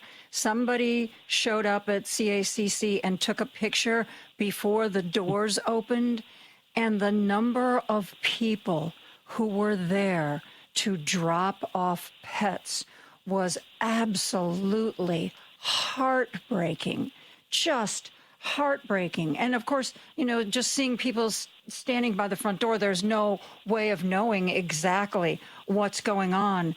But it was stunning. I mean, they would have to adopt out like 50 pets a day just to stay even when that kind of thing is going on.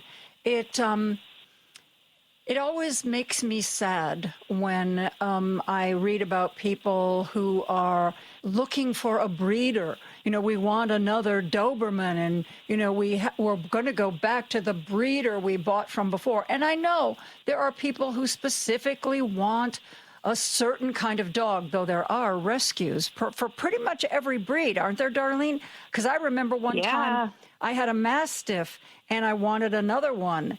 And there was a Mastiff rescue organization that you can apply to.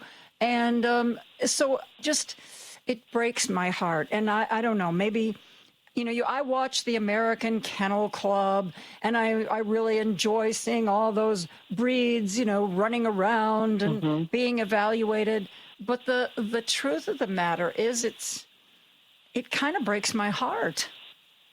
Yeah, I agree. And you're right. I know that there are some people who have breed affinity for whatever reason. Maybe it's from a allergy standpoint. We hear that often. A lot of people have allergy requirements, or maybe it's just from a personality standpoint, or it's a dog that they grew up with that they want to stick with that specific breed.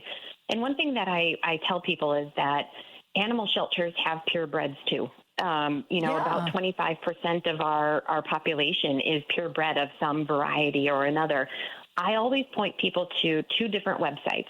They're national websites, petfinder.com and adoptapet.com. And that is one of the more comprehensive listings of animals across the nation. And you can put in different types of dogs, different breeds, different age, cats too, believe it or not, because a lot of people have affinity for specific breeds of cats as well. Mm-hmm. And if you're really, really looking for, like you said, that Doberman or a Mastiff or a Doodle of some sort, I bet you can find one in a shelter somewhere. And so I always point people to petfinder.com because that's kind of a aggregate, a collection of all of the listings of available animals in shelters across the country. So that's always my first go-to resource for people that are really looking for something specific or, a very specific breed.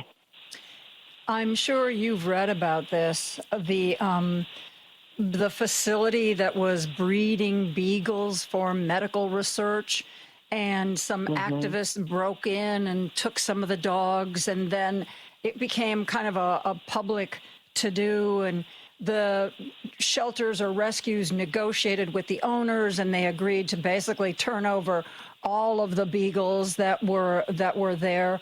Did any of those animals end up in Chicago? None of those animals came to anti-cruelty. We have been focusing, helping shelter partners in our region that have been dealing with a lot of weather or climate-related disasters. We just took in about 10 dogs from Hobart, Indiana. They lost power in the last round of storms. They had flooding there.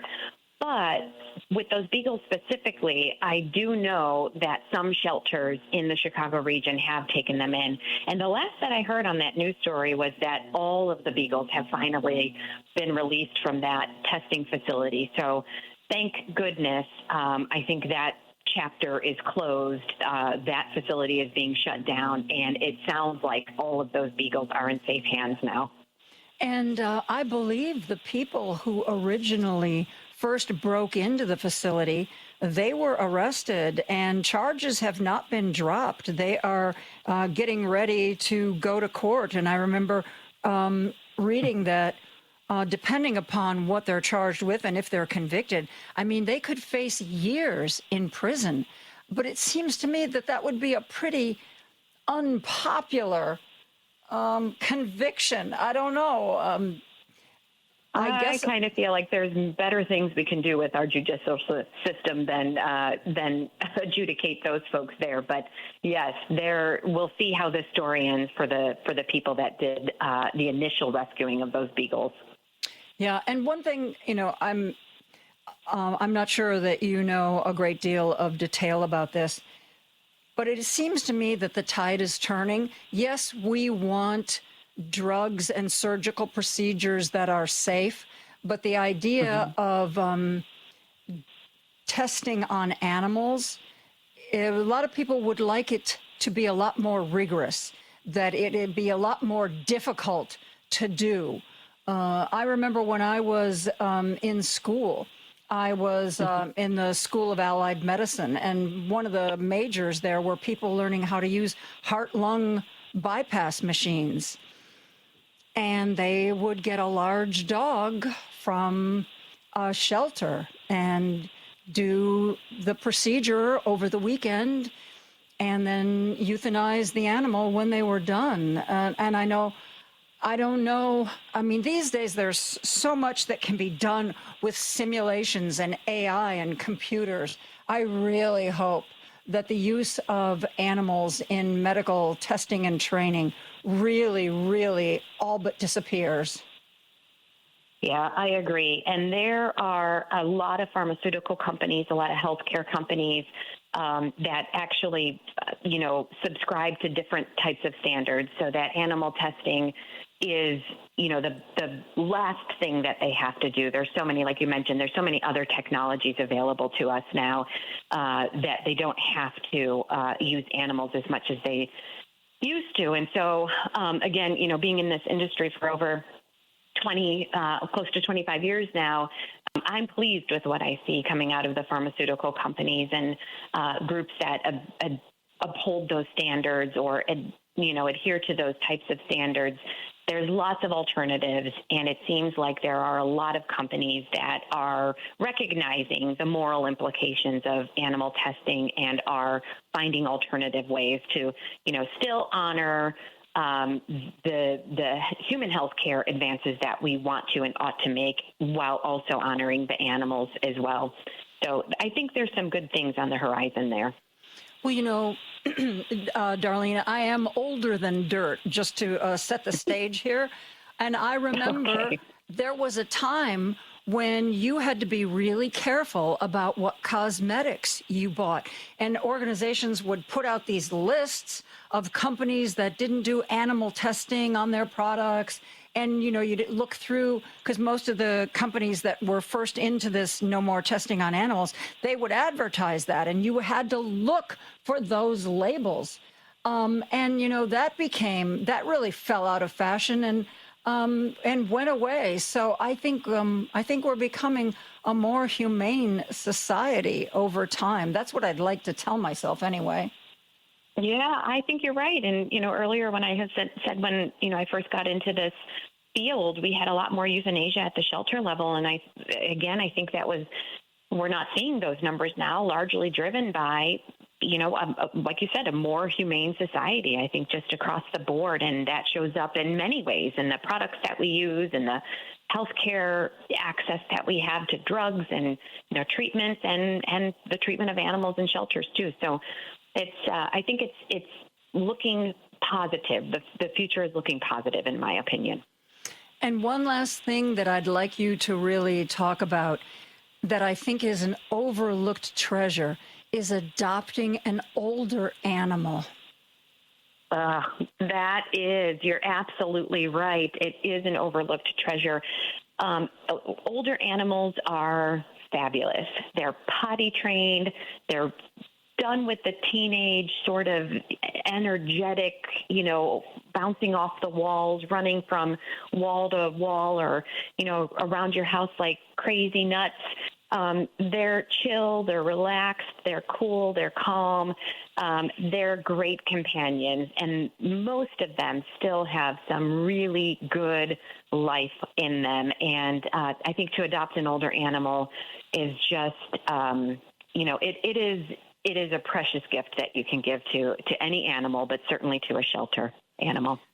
Yeah, I think that is really, for those of you who would never consider that, please consider that, because they really are almost, dare I say, like a push button dog. They're just looking. I remember reading about a woman. She took a dog in, which she was told it was going to be a hospice foster family. Don't ask me why this happens. Families return dogs because they're old. And she took this dog in, was told it was hospice, and after a month or two, she said she realized that the dog had never had anything but a cold floor to lay on. She bought an orthopedic bed that helped the dog move better. And she said that it was clear this was a dog that got no attention. So she was, giving the dog attention, giving the dog a wonderful, soft place to go to sleep at night. And the dog, last I heard, was still alive, And she said, the dog was like really, really depressed when she got it. And after the dog realized that this was their life now, they became like a new dog. Yeah, I bet a little more pep in their step, and they probably think they hit the jackpot. Yeah, because they have. They really, truly wonderful. have. Mm-hmm. Yeah. Yep, absolutely. Okay, Darlene, what are the next events that we can promote before we wrap this up? Well, Joan, we have a big one coming up next weekend on Saturday, August 22nd. That is Clear the Shelters, and that is one of our largest adoption days of the year. Our goal is to adopt as many animals as we possibly can. We'll have over 150 available. dogs, cats, rabbits, guinea pigs, a lot of different types of young and old and everything in between. All adoption fees are waived from a generous donor. We have all adoption fees waived that day. So come early.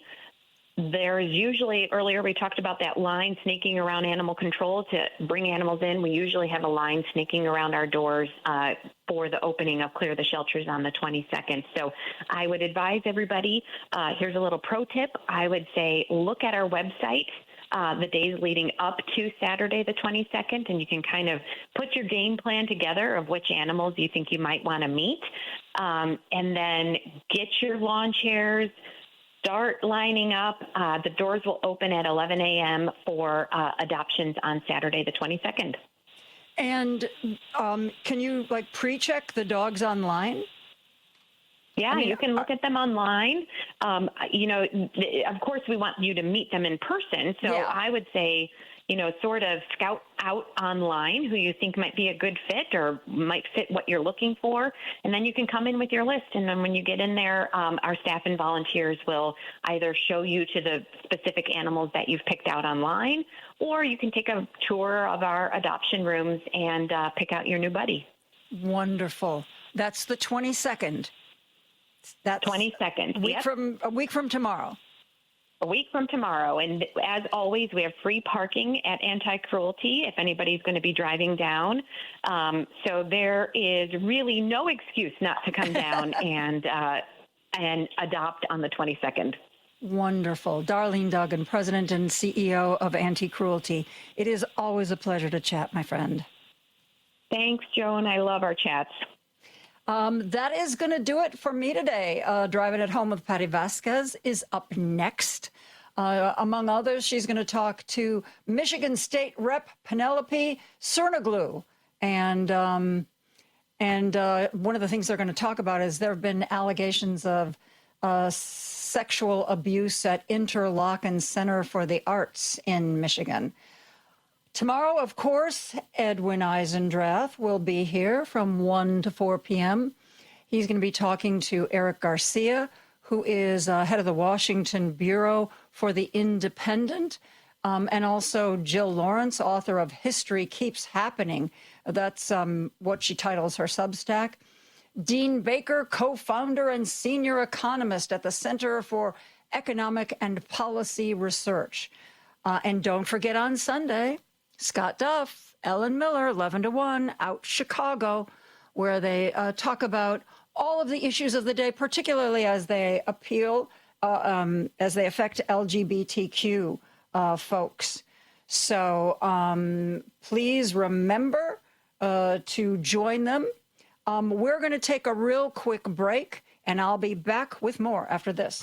This is WCPT 820, where facts matter. Hey, are you interested in buying a home? Call Team Hochberg, our trusted local lender. They have nearly 800 five-star Google reviews. Tom and Jenny have 2 kids, but they'd outgrown their 1,000-square-foot apartment. They had a credit score of about 640, combined income of about $130,000. Not much in savings. They called Team Hochberg for a free consultation. David answered their questions, introduced them to a realtor, and found them a perfect home, then helped them get an FHA mortgage with just 3.5% down. If you're looking to buy a home and you have credit scores in the 600s, maybe limited funds for a down payment, call Team Hochberg. They will work with you. They will help you. 855-563-2843 or online 56david.com. ACM Equal Housing Lender, NMLS 643114. Now back to Joan Esposito, live, local, and progressive on WCPT 820. Okay, you've got your homework for the weekend. Do something that brings you joy. Do something that puts a smile on your face. Because it's going to be, it's still a long haul to the midterms. Things are going to get worse before they get better. And we're going to be there, and we are going to be energized in our fight to make sure we keep this country. I will see you on Monday at 2 o'clock. We're going to talk to Mike Quigley, and Chris Bury is going to join me as a kind of a co-host from 3 to 5. So that should be fun. Take care. We will talk on Monday. Have a great evening and good night.